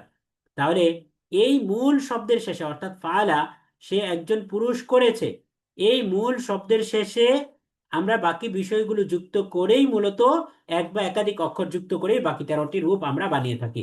যেমন দেখেন, অতীতবাচক ক্রিয়ার মূল শব্দ ফাআলা, অর্থ হলো সে একজন পুরুষ করেছে। এর সাথে যদি সুকুন যুক্ত তা অক্ষরটি যুক্ত করা হয়, তবে শব্দটি পরিণত হয় ফাআলাত, অর্থাৎ শব্দটি হয়ে যায় ফাআলাত। ফাআলাত মানে শব্দের শেষে তা সাকিন, অর্থ হলো সে একজন মহিলা করেছে। এই ফাআলাত নামে আমরা নতুন একটি শব্দ পাই। এভাবেই মূল শব্দ ফাআলা এর শেষে বিভিন্ন পার্সন, জেন্ডার এবং নাম্বারের নির্দেশক চিহ্ন, আলিফ যা দ্বিবচনকে বোঝানোর জন্য ব্যবহার হয় দুইজন, অথবা ওয়াও আলিফ যা সকল পুরুষ, তোমরা তারা সকল পুরুষ বোঝানোর জন্য ব্যবহার হয়, অথবা তা সাকিন যা সে একজন মহিলা বোঝানোর জন্য ব্যবহার হয়, অথবা তার সাকিনের সাথে আলিফ যুক্ত করে তারা দুইজন মহিলা বোঝানোর জন্য ব্যবহার হয়, নুন জবর না তারা সকল মহিলা বোঝানোর জন্য ব্যবহার হয়, তা জবর তা তুমি একজন পুরুষ বোঝানোর জন্য ব্যবহার হয়, তুমা তোমরা দুইজন পুরুষ অথবা তোমরা দুইজন মহিলা দুইটা শব্দের জন্য ব্যবহার হয়, আর তোমরা সকল পুরুষ বোঝানোর জন্য ব্যবহার হয়, তাজের তি তুমি একজন মহিলা বোঝানোর জন্য ব্যবহার হয়, তারপর হচ্ছে তুন্না তোমরা সকল মহিলা বোঝানোর জন্য ব্যবহার হয়, আর তাপেষ্টু অর্থ হচ্ছে আমি একজন পুরুষ আমি বোঝানোর জন্য ব্যবহার হয়, এবং নুন আলিফ জবর না হচ্ছে আমরা বোঝানোর জন্য ব্যবহার হয়।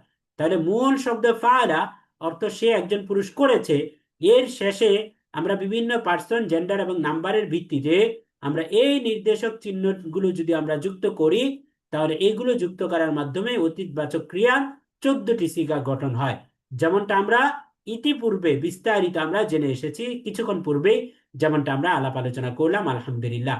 তাহলে আশা করি এই অতীতকালীন ক্রিয়ার যে রূপ সমূহ, অর্থাৎ অতীতকালীন ক্রিয়ার মধ্যে 14টা রূপ যে আছে, সাবজেক্টের উপর ভিত্তি করে, পার্সন, জেন্ডার এবং নাম্বারের উপর ভিত্তি করে অতীতকালীন ক্রিয়াপদের মধ্যে যে 14টা রূপ হয়, এবং এই 14টা রূপের মধ্যে মূল রূপ হচ্ছে ফাআলা, অর্থাৎ যার মধ্যে কোনো নির্দেশক চিহ্ন শেষে বা শুরুতে থাকে না, আর বাকি 13টা স্ত্রীগা বা শব্দ বানানো হয় আরো 11টি এই নির্দেশক চিহ্নকে ব্যবহার করে। তাহলে আশা করি এই গঠন প্রণালীটা আমরা বুঝতে পেরেছি আলহামদুলিল্লাহ।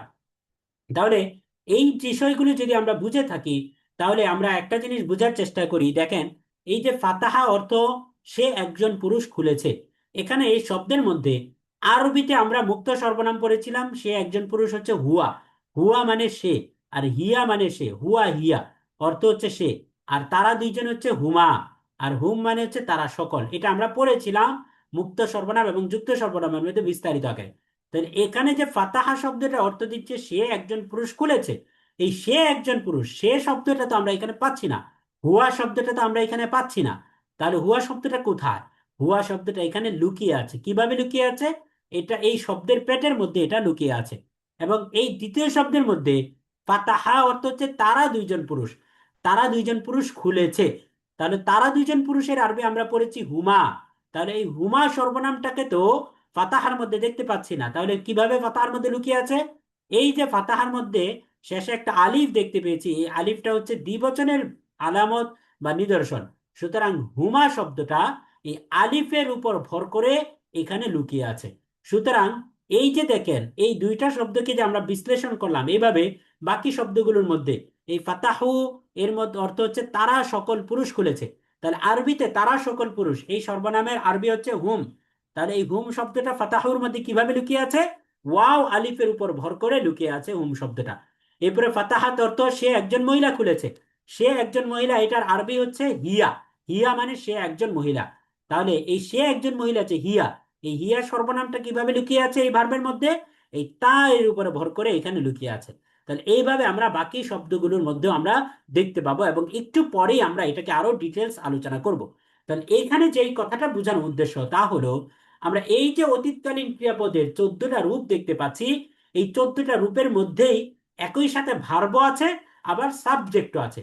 তার মানে ফেল এবং ফাইল দুইটাই আছে। তাহলে এই 14টা রূপের মধ্যে আমরা সাবজেক্টও পাচ্ছি, একই সাথে ভার্বও পাচ্ছি। কিন্তু এখন যদি আমি আপনাদেরকে প্রশ্ন করি, এই যে ফাতাহা শব্দের অর্থ হচ্ছে সে একজন পুরুষ খুলেছে, এখানে সাবজেক্টও আছে আবার ভার্বও আছে, কিন্তু সাবজেক্ট সে একজন পুরুষ, যার আরবি হচ্ছে হুয়া, এই সাবজেক্টটা কি আমরা এই শব্দের মধ্যে দেখতে পাচ্ছি ফাতাহা শব্দের মধ্যে? বলেন তো, এই সাবজেক্টটা কি আমরা দেখতে পাচ্ছি ফাতাহা শব্দের মধ্যে? এক দুইজন একটু বলেন, আমরা কি এই সাবজেক্টটা দেখতে পাচ্ছি ফাতাহা শব্দের মধ্যে? হুয়া কি আমরা দেখতে পাচ্ছি? বলেন। না, দেখা যাচ্ছে না। দেখা যাচ্ছে না। তার মানে সাবজেক্টটা এখানে লুকিয়ে আছে। তার মানে বোঝা গেল আরবি ভাষায় সাবজেক্টটা কখনো লুকিয়ে থাকে, আবার কখনো প্রকাশ্য থাকে। তাহলে চলেন আগে আমরা আরবি ভাষায় সাবজেক্টের পরিচয়টা আগে আমরা জানি, এরপরে সাবজেক্টটা কত ভাবে তার আকার আকৃতি প্রকাশ করে এটা আমরা বোঝার চেষ্টা করবো ইনশাআল্লাহ। তাহলে দেখেন কর্তা বা কর্মী বা ফাইল তথা সাবজেক্ট পরিচিতি। তাহলে দেখেন শুরুতে লেখা আছে যে ফাইল বা কর্তা হলো এমন একটি বিশেষ্য যে কোনো একটি কাজ সম্পাদন করে। তার মানে যেই ইসিম বা যেই নাউন এমন বুঝায়, এমন অর্থ বোঝায় যে সে কোনো একটা কাজ করেছে, তাহলে ওই ইসিম বা নাউনটাকে আমরা বলবো সাবজেক্ট। তার মানে সাবজেক্ট হলো যে কোনো কাজ করে। যেমন সূরা আল হুজুরাত 49 নম্বর সূরার 14 নম্বর আয়াতে এসেছে ক্বালাতিল আ'রাবু আমান্না। ক্বালাত অর্থ বলেছে, আল আ'রাবু মানে আরবিরা, অর্থাৎ মরুবাসীরা, বেদুইনরা বলেছে আমান্না আমরা ঈমান এনেছি। তাহলে দেখেন ক্বালাতিল আ'রাবু আমান্না, মরুবাসীরা বলে আমরা বিশ্বাস স্থাপন করেছি বা আমরা ঈমান এনেছি। তাহলে এখানে দেখেন ক্বালাত অর্থ হচ্ছে সে বলে। তাহলে এখানে কে বলে? আমরা সবসময় সাবজেক্ট পাওয়ার জন্য, যে কোনো বাক্যে সাবজেক্ট পাওয়ার জন্য কে বা কি দিয়ে যদি প্রশ্ন করি, তাহলে আমরা সাধারণত সাবজেক্ট পাই কে দিয়ে প্রশ্ন করলে। তাহলে এখানে অর্থ হচ্ছে যে মরুবাসীরা বলে আমরা বিশ্বাস স্থাপন করেছি। যদি আমরা প্রশ্ন করি যে কে বলে, তাহলে উত্তর পাই মরুবাসীরা। সুতরাং বুঝা গেল এই বাক্যের মধ্যে আল আরব শব্দটা হলো সাবজেক্ট বা মরুবাসীরা, কারণ তারাই এই কলাত অর্থ হচ্ছে বলা, এই বলার কাজটি সম্পাদন করেছে আল আরব, বেদুইনরা। তাহলে দেখেন লেখা আছে এখানে আল আরব মরুবাসীরা, এই যে নাউন বা বিশেষ্য বা ইসিমটি হলো ফাইল বা কর্তা, কেননা বলার কাজটি তারাই সম্পাদন করেছে। সুতরাং এই বাক্যের কর্তা বা কর্মী বা ফাইল হলো আরবিতে যাকে আমরা ইসিম বলি, ইংরেজিতে যাকে আমরা সাবজেক্ট বলি। তাহলে এই ফাইল হলো আল আরব বা মরুবাসীরা, এই ইসিম বা নাউন তথা বিশেষ্যটি। তাহলে আশা করি সাবজেক্ট বা ফাইল তথা কর্তা বা কর্মী কাকে বলে এর পরিচয়টা আমরা আয়াতের ব্যাখ্যা বিশ্লেষণ সহকারে আমরা আশা করি বুঝতে পেরেছি আলহামদুলিল্লাহ। এ পর্যায়ে চলেন আরবি ভাষায় বাক্যের মধ্যে ফাইল বা কর্তা সাধারণত কয়টা রূপে থাকে, সে কি প্রকাশ্য রূপে থাকে নাকি গুপ্ত রূপে থাকে, আমরা এটা চলেন একটু দেখার চেষ্টা করি। তাহলে দেখেন আরবি ভাষায় যে কোনো একটি কাজের কর্তাকে ফাইল বলে। আরবি ভাষায় যেই কোনো একটা কাজ করে যেই ব্যক্তি করেছে সেই ব্যক্তিকে ফাইল বলবে। তাহলে আরবি ভাষায় কোনো একটি কাজের কর্তাকে ফাইল বলে। যেমন খলাকাল্লাহুস সামাওয়াতি ওয়াল আরদা বিল হাক্কি। খলাকা অর্থ সৃষ্টি করেছেন, সে সৃষ্টি করেছে, এটা হচ্ছে খলাকার অর্থ। তাহলে আমরা যেখানে যেহেতু আল্লাহ, তাহলে আমরা এখানে বলি যে তিনি সৃষ্টি করেছেন। আর কে সৃষ্টি করেছেন, যদি আমরা এই কে দিয়ে প্রশ্ন করি তাহলে সামনে আমরা উত্তর দেখতে পারি আল্লাহ। যে আল্লাহ শব্দ আছে, যে আল্লাহ সৃষ্টি করেছেন, তার মানে বোঝা গেল ভার্বকে কে দিয়ে প্রশ্ন করলে যে উত্তর পাওয়া যায় সেটাই হচ্ছে সাবজেক্ট। তাহলে ভার্ব হলো খলাকা, সে সৃষ্টি করেছে। আমরা প্রশ্ন করেছি কে সৃষ্টি করেছে, উত্তর পেয়েছি আল্লাহ সৃষ্টি করেছে। তাহলে এই আল্লাহ শব্দটাই হলো এখানে সাবজেক্ট। তাহলে আল্লাহ শব্দটাকে কি আমরা বাক্যের মধ্যে দেখতে পাচ্ছি কি পাচ্ছি না বলেন তো? আল্লাহ জি শব্দটাকে পাচ্ছি। দেখতে পাচ্ছি। তাহলে আল্লাহ শব্দটা হচ্ছে এমন সাবজেক্ট যেই সাবজেক্টটা এখানে প্রকাশ্য আছে। সুতরাং বোঝা গেল আরবি ভাষায় সাবজেক্টটা প্রকাশ্যভাবে থাকে। এবার আসেন আরেকটা জিনিস বুঝি। আমরা কিছুক্ষণের জন্য যদি আমরা মেনে নেই যে এই বাক্যের মধ্যে আল্লাহ শব্দটা নাই, ধরেন বাক্যটা হলো, আমরা কিছুক্ষণের জন্য যদি মেনে নেই যে আয়াতটা হলো খলাকাস সামাওয়াতি ওয়াল আরদা বিল হাক্কি, যে খলাকা তিনি সৃষ্টি করেছেন, আসসামাওয়াতি আসমান সমূহ, ওয়াল আরদ এবং জমিনকে, বিল হাক্কি যথাযথভাবে। এখন যদি দেখেন তিনি সৃষ্টি করেছেন, তার এখানে যেহেতু সাবজেক্ট প্রকাশ্য নেই, আমরা ধরে নিয়েছি কিছুক্ষণের জন্য নেই, তাহলে এখানে খলাকা শব্দটা ভার, আর এর সাবজেক্ট হবে এই খলাকার পেটের মধ্যে যে লুকিয়ে আছে হুয়া, যে তিনি সৃষ্টি করেছেন হুয়া, এই খলাকা হুয়া, এই যে হুয়া সর্বনামটা এই খলাকার পেটের মধ্যে লুকিয়ে আছে, এই সর্বনামটা হবে এখানে সাবজেক্ট। তার মানে কি বুঝলাম, যে আরবিতে বাক্যের মধ্যে কখনো কখনো সাবজেক্ট প্রকাশ্য থাকে, আর যখন বাক্যের মধ্যে প্রকাশ্যভাবে সাবজেক্ট থাকবে না, সাবজেক্টকে আমরা হারিকেন দিয়েও এই বাক্যের মধ্যে খুঁজে পাবো না, তখন ওই বাক্যের মধ্যে যেই ভার্বটা থাকবে বা যেই ফেলটা থাকবে, ওই ফেলের পেটের মধ্যে লুকিয়ে থাকা সর্বনামটাকেই সাবজেক্ট হিসাবে ধরে নিতে হবে, এবং সেই সর্বনামটাই সাবজেক্টের কাজ করবে। যেমন আমরা যদি কিছুক্ষণের জন্য মেনে নিয়েছি এই বাক্যের মধ্যে প্রকাশ্য সাবজেক্ট আল্লাহ নাই, তাহলে আমরা এখানে খলাকার সব পেটের মধ্যে যে হুয়া একটা সর্বনাম লুকিয়ে আছে, কারণ খলাকা মানে সে একজন পুরুষ করে সৃষ্টি করেছে, তাহলে সে একজন পুরুষের আরবি হচ্ছে হুয়া, আর খলাকার অর্থ সৃষ্টি করেছে। তাহলে সে সৃষ্টি করেছে, এই যে সে একজন পুরুষ, হুয়া সর্বনামটা যে খলাকার মধ্যে লুকিয়ে আছে, যখন বাক্যের মধ্যে প্রকাশ্য সাবজেক্ট আল্লাহকে আমরা খুঁজে পাচ্ছি না, তখন এই হুয়া সর্বনামটাই সাবজেক্টের কাজ করবে। তাহলে আশা করি এই বাক্যের মধ্যে যে সাবজেক্টটা প্রকাশ্যভাবে অথবা অপ্রকাশ্যভাবে যে লুকিয়ে থাকে, এটা আমরা বুঝতে পেরেছি। সবাইকে বুঝতে পেরেছেন? আলহামদুলিল্লাহ, বুঝতে পেরেছেন। জি আলহামদুলিল্লাহ। তার মানে আমরা কি বুঝলাম, একবারে সামারি যদি করি, যে কোনো কাজের কর্তা, অর্থাৎ যে কাজটা করে তাকেই আরবিতে ফাইল বলে, বাংলায় বলে কর্তা বা কর্মী, ইংরেজিতে বলে সাবজেক্ট। আর এই সাবজেক্ট বা ফাইল তথা কর্তা বা কর্মী, এই শব্দটা আরবিতে দুই ভাবে এসে থাকে। একটা বাক্যের মধ্যে হয় এটা প্রকাশ্য থাকবে, যখন সাবজেক্টটা প্রকাশ্য থাকবে তখন তো সেই সাবজেক্ট হবে, অথবা বাক্যের মধ্যে কখনো সাবজেক্টকে হারিকেন দিয়েও খুঁজে পাওয়া যায় না, ওই সময় সেই বাক্যের মধ্যে থাকা ভার্বকেই, ভার্বের মধ্যেই, ভার্বের পেটের মধ্যেই যে সাবজেক্টটা লুকিয়ে আছে, সর্বনামটা লুকিয়ে আছে, সেটাকেই সাবজেক্ট হিসাবে মেনে নিতে হয়, এবং বাক্যটা subject verb plus subject plus object, এইভাবে পুরো বাক্যের স্ট্রাকচারটা শেষ হয়। তাহলে আশা করি এই আলোচনাটা বুঝতে পেরেছি।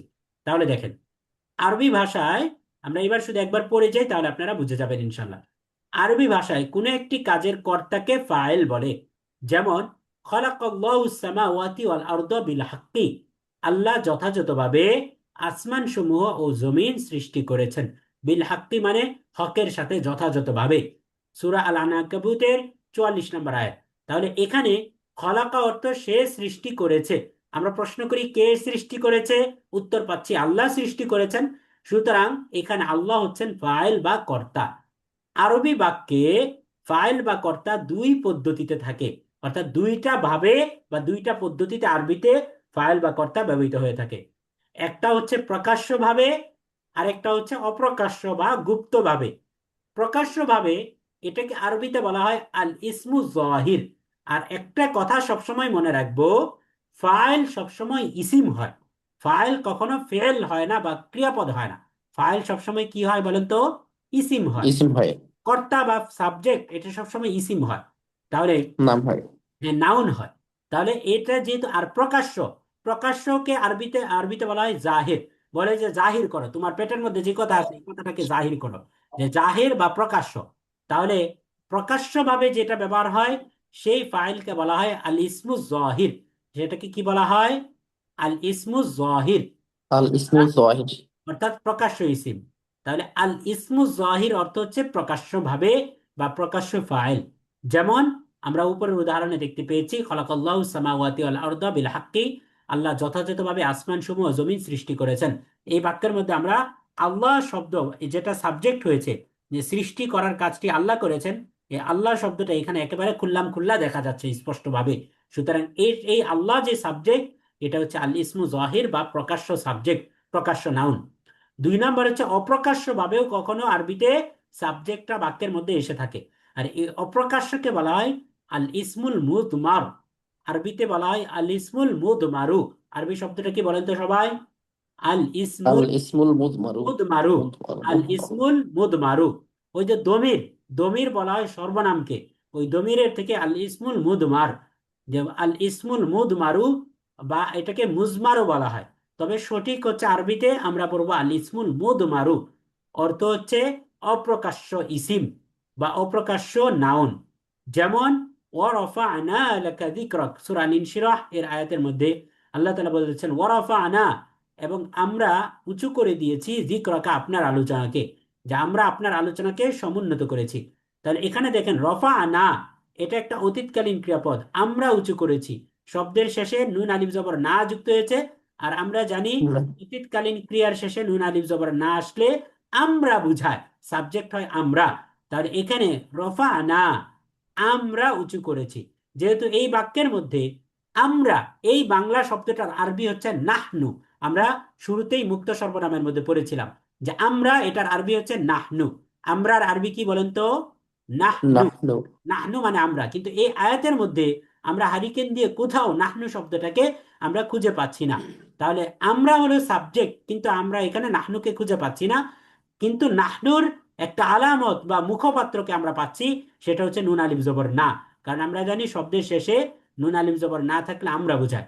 সুতরাং বোঝা গেল নাহনু শব্দটা এই নুন আলিফ জবর না এর বেশ ধরে এই রফা আনা ভার্বের মধ্যে লুকিয়ে আছে। সুতরাং বাক্যের মধ্যে যখন প্রকাশ্য নাহনুকে আমরা খুঁজে পেলাম না, তখন এই নুন আলিফ জবর নাটাকেই আমরা সাবজেক্ট বা কর্তা হিসেবে ধরে নিতে হবে। সুতরাং বাক্যের মধ্যে আমরা এই সাবজেক্টটাকে প্রকাশ্যও পেয়ে থাকি, আবার অপ্রকাশ্য বা গুপ্তভাবেও পেয়ে থাকি। অতীতকালীন ক্রিয়ার সবগুলো রূপের শেষেই আমরা সাফিক্স হিসাবে দেখেছিলাম যে সর্বনাম বা প্রোনাউন গুলো কর্তা তথা সাবজেক্ট হিসাবে লুকিয়ে আছে, যা বিভিন্ন আলামত ও চিহ্নের মাধ্যমে শনাক্ত করা যায়। এখন আমরা সেই লুকায়িত সর্বনামের আলামতগুলোকে চিহ্নিত করার চেষ্টা করব। এতক্ষণ পর্যন্ত আমরা যেগুলোকে মুখে বলে এসেছি, এখন আমরা এগুলোকে বিস্তারিত আকারে বোঝার চেষ্টা করব। অর্থাৎ আমরা দেখার চেষ্টা করব যে অতীতকালীন ক্রিয়ার 14টা রূপের মধ্যে কোন ফেলের মধ্যে কোন সর্বনাম লুকিয়ে আছে, এবং সেই সর্বনাম যে লুকিয়ে আছে এটাকে আমরা কিভাবে বুঝবো, এর মানে চিহ্ন কি, ছাপ কি, এটা আমরা কিভাবে বুঝবো, এই বিষয়টাই এখন আমরা দেখবো ইনশাআল্লাহ তাআলা। তাহলে এটা দেখার ক্ষেত্রে আগে আমরা বোঝার চেষ্টা করি যে অতীতকালীন ক্রিয়াপদের মধ্যে এই যে সাবজেক্ট অপ্রকাশ্য বা গুপ্ত সাবজেক্ট সর্বনামটা কিভাবে লুকিয়ে থাকে তার পেটের মধ্যে, কিভাবে আমরা বুঝতে পারবো যে এই অতীতকালীন ক্রিয়াপদের মধ্যে এই সর্বনামটা লুকিয়ে আছে বা এই সাবজেক্টটা লুকিয়ে আছে, এটা আমরা কিভাবে বুঝবো? তাহলে দেখেন, আরবি ভাষায় ফেল বা ক্রিয়ার মূল রূপ হলো মাদি বা অতীতকাল। তার মানে আরবি ভাষায় কাল বিবেচনায়, আরবি ভাষায় কাল যে 3 প্রকারে বিভক্ত হয়, এই 3টা প্রকারের মধ্যে মূল প্রকার হলো অতীতকালীন ক্রিয়াপদ বা আল ফেলুল মাদি বা পাস্ট টেন্স। এই পাস্ট টেন্সই হচ্ছে মূল আরবি ক্রিয়া। যেমন জাহাবা অর্থ সে গিয়েছিল। তাহলে এই যে মূল রূপ জাহাবা, এই জাহাবা এখানে কর্তা, কর্তাটা হলো সর্বনাম, সে গিয়েছিল। কারণ জাল, হা, বা, এই 3টা অক্ষর যখন এই ধারাবাহিকতা মেনটেন করে থাকে তখন অর্থ হয় যাওয়া।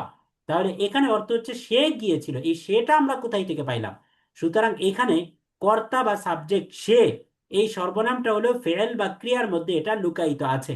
আর এটাকেই দমিরে মুস্তাতির, মুস্তাতির মানে লুকানো। মুস্তাতির মানে কি বলেন তো? মুস্তাতির মানে কি? লুকানো। লুকানো। যেমন দেখেন বলে যে সতর, যে পুরুষের সতর বা মহিলার সতর, সতর। সতর মানে বলা হয় যেটাকে লুকিয়ে রাখা হয়। তাহলে পুরুষের সতর নাভির নিচ থেকে নিয়ে হাঁটু পর্যন্ত, এটা হচ্ছে পুরুষের সতর। আর মহিলার সতর পুরা শরীর, আহ, শুধুমাত্র হাতের তালু এবং মুখের অংশটা বাদে পুরা শরীরে সতর। তবে এই হাত এবং মুখের অংশটাকেও দায়ী লতি হিসাবে, অর্থাৎ এটা যেহেতু নানান পাপ কাজের দিকে ডেকে থাকে এবং গুনাহের দিকে আকর্ষণ করে থাকে, এই কারণে সতর্কতা স্বরূপ এই অংশকে অর্থাৎ পুরো শরীরটাকে সতরের অন্তর্ভুক্ত বলা হয়েছে। তাহলে সতর মানে লুকানো, যাকে লুকিয়ে রাখা হয়।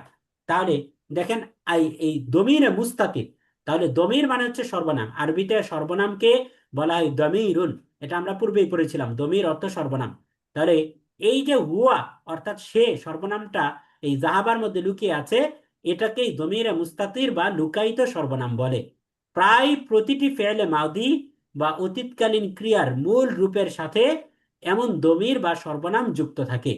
এগুলোই সেই ফেলের ফাইল বা কর্তা হয়ে থাকে যদি বাক্যে প্রকাশ্য কর্তা বা সাবজেক্ট না থাকে। যে কথাটা এতক্ষণ পর্যন্ত বলছিলাম, যে অতীতকালীন ক্রিয়ার যে 14টা রূপ, শুধু অতীতকালীন ক্রিয়াপদ না, বর্তমান ও ভবিষ্যৎকালীন ক্রিয়াপদ সহকারে সবগুলো ক্রিয়াপদের মধ্যেই এই মূল রূপের সাথে এমন কোনো একটা দমির বা সর্বনাম লুকিয়ে থাকে এবং সেগুলো ওই ফেল বা মানে ভার্বের সাবজেক্ট হিসাবে কাজ করে যদি বাক্যের মধ্যে প্রকাশ্য কোনো সাবজেক্ট না থাকে।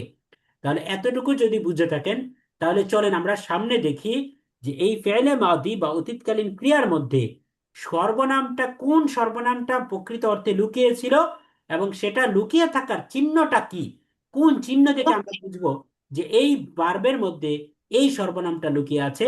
এটা এখন আমরা দেখার চেষ্টা করব ইনশা আল্লাহ তাআলা। তাহলে চলেন আমরা প্রথমে এই চার্টটা একবার একটু বুঝি। চার্টটা যদি আমরা বুঝে যাই তাহলে আমাদের জন্য বাকি বিষয়গুলো বোঝা একদম ইজি হয়ে যাবে। কারণ এই কথাগুলো আমরা এতক্ষণ পর্যন্ত আলাপ আলোচনা করেছি, এখন আমরা আপনাদের বুঝার স্বার্থে, মুখস্থ করার স্বার্থে, মনে রাখার স্বার্থে, ব্যবহারের স্বার্থে, প্র্যাকটিসের স্বার্থে আমরা এই বিষয়গুলোকে ছক আকারে এনেছি। দেখেন, ফেলে মাউদি বা অতীতকালীন ক্রিয়ার ভিতরে প্রকৃত সর্বনাম ও তার আলামত লুকিয়ে থাকার উদাহরণ। প্রথমে আমরা ক্রমিক নাম্বার দেখতে পাচ্ছি। আগে আমরা বুঝি, এই অংশটা কিন্তু আমরা ইতিপূর্বে পড়ে এসেছি ক্লাসের একদম শুরুতে, যে অতীতকালীন ক্রিয়ার রূপ ফাতাহা অর্থ সে একজন পুরুষ খুলেছে। ফাতাহা অর্থ তারা দুইজন পুরুষ খুলেছে। ফাতাহু অর্থ তারা সকল পুরুষ খুলেছে। ফাতাহাত অর্থ সে একজন মহিলা খুলেছে। ফাতাহাতা অর্থ তারা দুইজন মহিলা খুলেছে। এই অংশগুলো কিন্তু আমরা ক্লাসের একদম শুরুতেই পড়ে এসেছি। তাহলে এখন আমরা কি পড়বো? এখন পড়বো হচ্ছে এই যে ফাতাহা শব্দ, তাহলে ফাতাহা এর অর্থ হচ্ছে খোলা, কিন্তু ফাতাহা শব্দের অর্থ দেখতে পাচ্ছি সে একজন পুরুষ খুলেছে। এই সে একজন পুরুষটা কোত্থেকে আসলো? আর সে একজন পুরুষ, এটার আরবি হচ্ছে হুয়া। হুয়া মানে সে একজন পুরুষ। তাহলে হুয়াটাকে তো আমরা এই ফাতাহার মধ্যে দেখতে পাচ্ছি না। তাহলে ফাতাহার মধ্যে হুয়াটাকে আমরা কিভাবে খুঁজে পাবো বা কিভাবে আমরা দাবি করছি যে এই ফাতাহার মধ্যে হুয়াটা লুকিয়ে আছে? তাহলে এই জিনিসটাই আমরা এখানে দেখার চেষ্টা করব ইনশাআল্লাহ তাআলা। তাহলে দেখেন, এই প্রথমের মধ্যে আমরা দেখতে পাচ্ছি, প্রথমে এই অতীতকালীন ক্রিয়াপদগুলোর মধ্যে যেই সর্বনামটা লুকিয়ে থাকবে, যেটা লুকানো অবস্থায় বাক্যের মধ্যে যদি কোনো প্রকাশ্য সাবজেক্ট না থাকে, তাহলে সেটাই যে সাবজেক্ট হিসাবে কাজ করবে, সেই সর্বনামগুলোকে আমরা এখানে দেখতে পাচ্ছি। এবং এই সর্বনামগুলো এই অতীতকালীন ক্রিয়াপদগুলোর মধ্যে কিভাবে লুকিয়ে আছে, যেমন ফাতাহার মধ্যে আমরা কিছুই দেখতে পাচ্ছি না, এটা একেবারে ফুললি হাইড, একেবারে লুকায়িত। আর ফাতাহা এর মধ্যে আমরা একটা আলিফকে দেখতে পাচ্ছি, তার মানে আলিফের বেশ ধরে এই হুমাটা ফাতাহার মধ্যে লুকিয়ে আছে। আর ফাতাহু এর মধ্যে আমরা একটা ওয়াও কে অতিরিক্ত দেখতে পাচ্ছি, ওয়াও আলিফ। তাহলে ওয়াও আলিফের বেশ ধরে এই হুমাটা এই ফাতাহু এর মধ্যে লুকিয়ে আছে। এবং ফাতাহাত এর মধ্যে আমরা তা সাকিনকে দেখতে পাচ্ছি। সুতরাং বুঝতে পারলাম এই হিয়া শব্দটা বা সর্বনামটা তা সাকিনের বেশ ধরে এই ফাতাহাতের মধ্যে লুকিয়ে আছে। এবং সর্বশেষ আমরা ফাতাহাতা দেখতে পাচ্ছি, তার মানে আমরা বুঝতে পারলাম যে হুমা সর্বনামটা এই ফাতাহাতা শব্দের মধ্যে আলিফের বেশ ধরে, যেহেতু আগের শব্দে তা ছিল, তাহলে পরের শব্দের মধ্যে শুধু আলিফ যুক্ত হয়েছে, এই আলিফের বেশ ধরে এখানে লুকিয়ে আছে। সুতরাং আমরা এই সারিতে দেখতে পাচ্ছি লুকায়িত মূল বা প্রকৃত সর্বনামগুলো।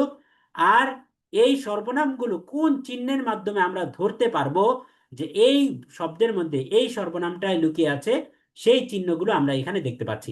তাহলে আমরা আশা করি এই ছকটা যদি বুঝে থাকে, তাহলে অটোমেটিক আপনারা যেহেতু মুক্ত সর্বনাম, যুক্ত সর্বনাম গুলো ইতিপূর্বে পড়ে এসেছেন প্রথম দুইটা ক্লাসে, আবার আমরা এই ক্লাসের শুরুতে একটা শব্দ থেকে বাকি শব্দগুলো কিভাবে বানাই, কোন কোন অংশ শেষে যুক্ত হয়, এই জিনিসগুলো যেহেতু আমরা বুঝতে পেরেছি, তাহলে এখন শুধু আমরা একবার পড়ে যাই, তাহলে আশা করি আমরা বুঝে যাবো ইনশাআল্লাহ তাআলা। তাহলে দেখেন ফাতাহা অর্থ সে একজন পুরুষ খুলেছে। সে একজন পুরুষ এর আরবি হচ্ছে হুয়া। এই হুয়া সর্বনামটা ফাতাহা শব্দের মধ্যে একেবারে ফুললি লুকায়িত আছে, এর কোনো আলামত বা নিদর্শন নাই। তাহলে কোনো আলামত না থাকাটাই হচ্ছে এর আলামত, কোনো নিদর্শন না থাকাটাই হলো নিদর্শন যে এখানে মূল হরফ আছে, সুতরাং বোঝা গেল এখানে হুয়া সর্বনাম যার অর্থ হচ্ছে সে একজন পুরুষ, এটা লুকিয়ে আছে। দ্বিতীয় শব্দ হচ্ছে ফাতাহা, অর্থ তারা দুইজন পুরুষ খুলেছে। তাহলে তারা দুইজন পুরুষ, এটার আরবি হচ্ছে হুমা। এই হুমা সর্বনামটা ফাতাহা শব্দের মধ্যে লুকিয়ে আছে এই শেষের আলিফের বেশ ধরে। সুতরাং শেষের আলিফটা হচ্ছে এই শব্দের মধ্যে হুমাটাকে চিহ্নিত করার আলামত বা নিদর্শন। 3 নম্বর হচ্ছে ফাতাহু, অর্থ হচ্ছে তারা সকল পুরুষ খুলেছে। তাহলে এখানে তারা সকল পুরুষ এর আরবি হচ্ছে হুম। আর এই হুম সর্বনামটা ফাতাহু শব্দের মধ্যে লুকিয়ে আছে ওয়াও এর বেশ ধরে। তাহলে ওয়াও এটা হচ্ছে এই হুমটাকে খুঁজে পাওয়ার নিদর্শন। তারপরে হচ্ছে ফাতাহাত, অর্থ হচ্ছে সে একজন মহিলা খুলেছে। তার এর মধ্যে সে একজন মহিলা এর আরবি হচ্ছে হিয়া। আর এই হিয়া সর্বনামটা এই শব্দের মধ্যে লুকিয়ে আছে শেষের তা সাকিনের মাধ্যমে। তাহলে তা সাকিনের বেশ ধরে মূলত আমরা ফাতাহাত শব্দের মধ্যে হিয়া সর্বনামটাকে খুঁজে পাবো। ফাতাহাতা অর্থ হচ্ছে তারা দুইজন মহিলা খুলেছে। এই তারা দুইজন মহিলা এটার আরবি হচ্ছে হুমা। এই হুমা সর্বনামটা এই ফাতাহাতা শব্দের মধ্যে লুকিয়ে আছে শেষের আলিফের বেশ ধরে, অথবা আমরা বলতে পারি তা আলিফের বেশ ধরে। সুতরাং তা আলিফ দেখলে আমরা বুঝবো এই শব্দের মধ্যে হুমা সর্বনামটা লুকিয়ে আছে। এরপর আমরা পরের শব্দটা দেখতে পাচ্ছি ফাতাহ না, অর্থ হচ্ছে তারা সকল মহিলা খুলেছে। তাহলে তারা সকল মহিলা এটার আরবি হচ্ছে হুন্না। আর হুন্না এই সর্বনামটা ফাতাহনা শব্দের মধ্যে লুকিয়ে আছে শেষের নুনের বেশ ধরে। সুতরাং শেষের নুন থাকাটাই হচ্ছে এই শব্দের মধ্যে হুন্না সর্বনামটি লুকিয়ে থাকার নিদর্শন। এরপর হচ্ছে ফাতাহতা, অর্থ তুমি একজন পুরুষ খুলেছ। তুমি একজন পুরুষের আরবি হচ্ছে আন্তা। আন্তা সর্বনামটা ফাতাহতা এর মধ্যে লুকিয়ে আছে শেষের তা জবর তা এর বেশ ধরে। সুতরাং তাটা হচ্ছে ফাতাহতা, এটার মধ্যে লুকায়িত প্রকৃত সর্বনামটাকে খুঁজে পাওয়ার আলামত বা নিদর্শন। এরপরে শব্দ হচ্ছে ফাতাহ তুমা। ফাতাহ তুমা অর্থ তোমরা দুইজন পুরুষ খুলেছ। তোমরা দুইজন পুরুষ এটার আরবি হচ্ছে আনতুমা। এই আনতুমাটা ফাতাহ তুমার মধ্যে লুকিয়ে আছে তোমার বেশ ধরে। এরপরে হচ্ছে ফাতাহ তুম, অর্থ হচ্ছে তোমরা সকল পুরুষ খুলেছ। তোমরা সকল পুরুষ এটার আরবি হচ্ছে আন্তুম। এই আন্তুম সর্বনামটা ফাতাহ তুম এর মধ্যে লুকিয়ে আছে তুম এর বেশ ধরে। এরপরে ফাতাহতি।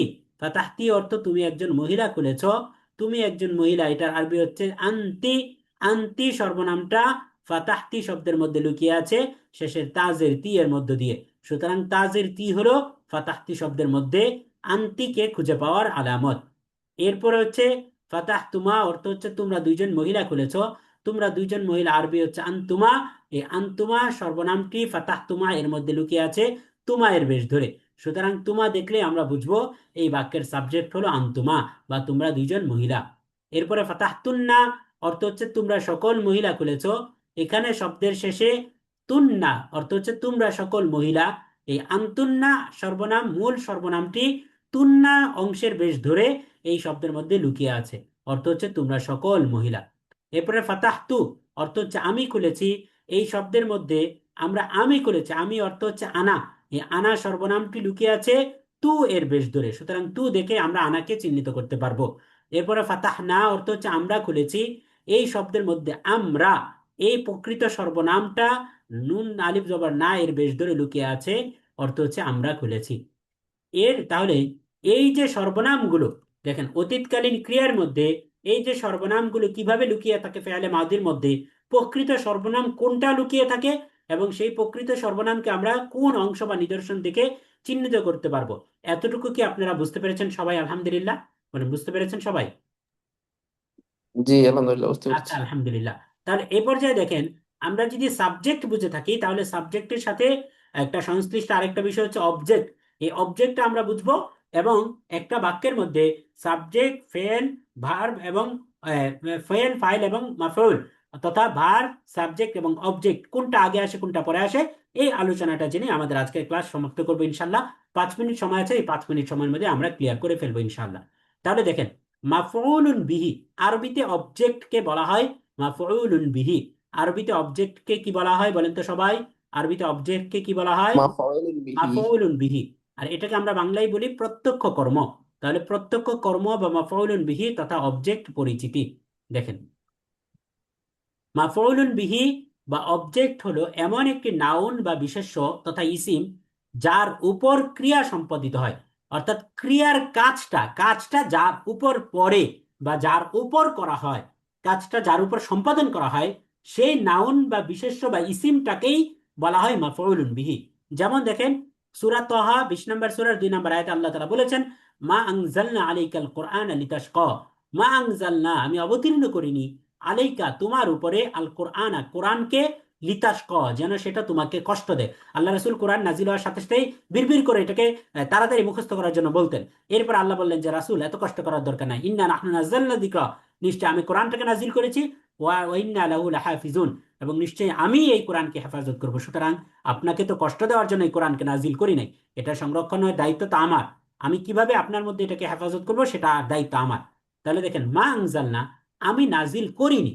তার মানে বোঝা গেল এই যে নাজিল করার কাজটি, অবতীর্ণ করার কাজটি, উপর থেকে নিচে নামানোর কাজটি, নাজিল মানে অবতরণ, এই অবতরণের কাজটি সম্পাদিত হয়েছে কোরআনের উপরে। কারণ কাকে নাজিল করা হয়েছে? কোরআনকে নাজিল করা হয়েছে। কে দিয়ে প্রশ্ন করলে আমরা সাবজেক্ট পাই, কাকে দিয়ে প্রশ্ন করলে অবজেক্ট পাই। সুতরাং এখানে কাকে দিয়ে, কাকে নাজিল করা হয়েছে? কোরআনকে নাজিল করা হয়েছে। সুতরাং কোরআনের মধ্যে এই নাজিল করার কাজটি সংগঠিত হয়েছে। তাহলে এখানে আল কোরআনা, এই বিশেষ্যটি হলো মাফউলুন বিহি, কেননা অবতীর্ণ করার কাজটি কোরআনের উপরেই সম্পাদিত হয়েছে, অর্থাৎ কোরআনকেই নাজিল করা হয়েছে। তাহলে আশা করি আপনারা মাফউলুন বিহি বা অবজেক্ট কাকে বলে এটা আশা করি বুঝতে পেরেছেন। এখন দেখেন, আমরা এতক্ষণ পর্যন্ত ফেলকে চিনলাম বা আরবি ক্রিয়াপদ বা ভার্বকে চিনলাম, ফাইল তথা কর্তা বা কর্মী তথা সাবজেক্টকে চিনলাম, এর ব্যবহার আমরা জানলাম, এবং মাফউল তথা অবজেক্টকে আমরা চিনলাম।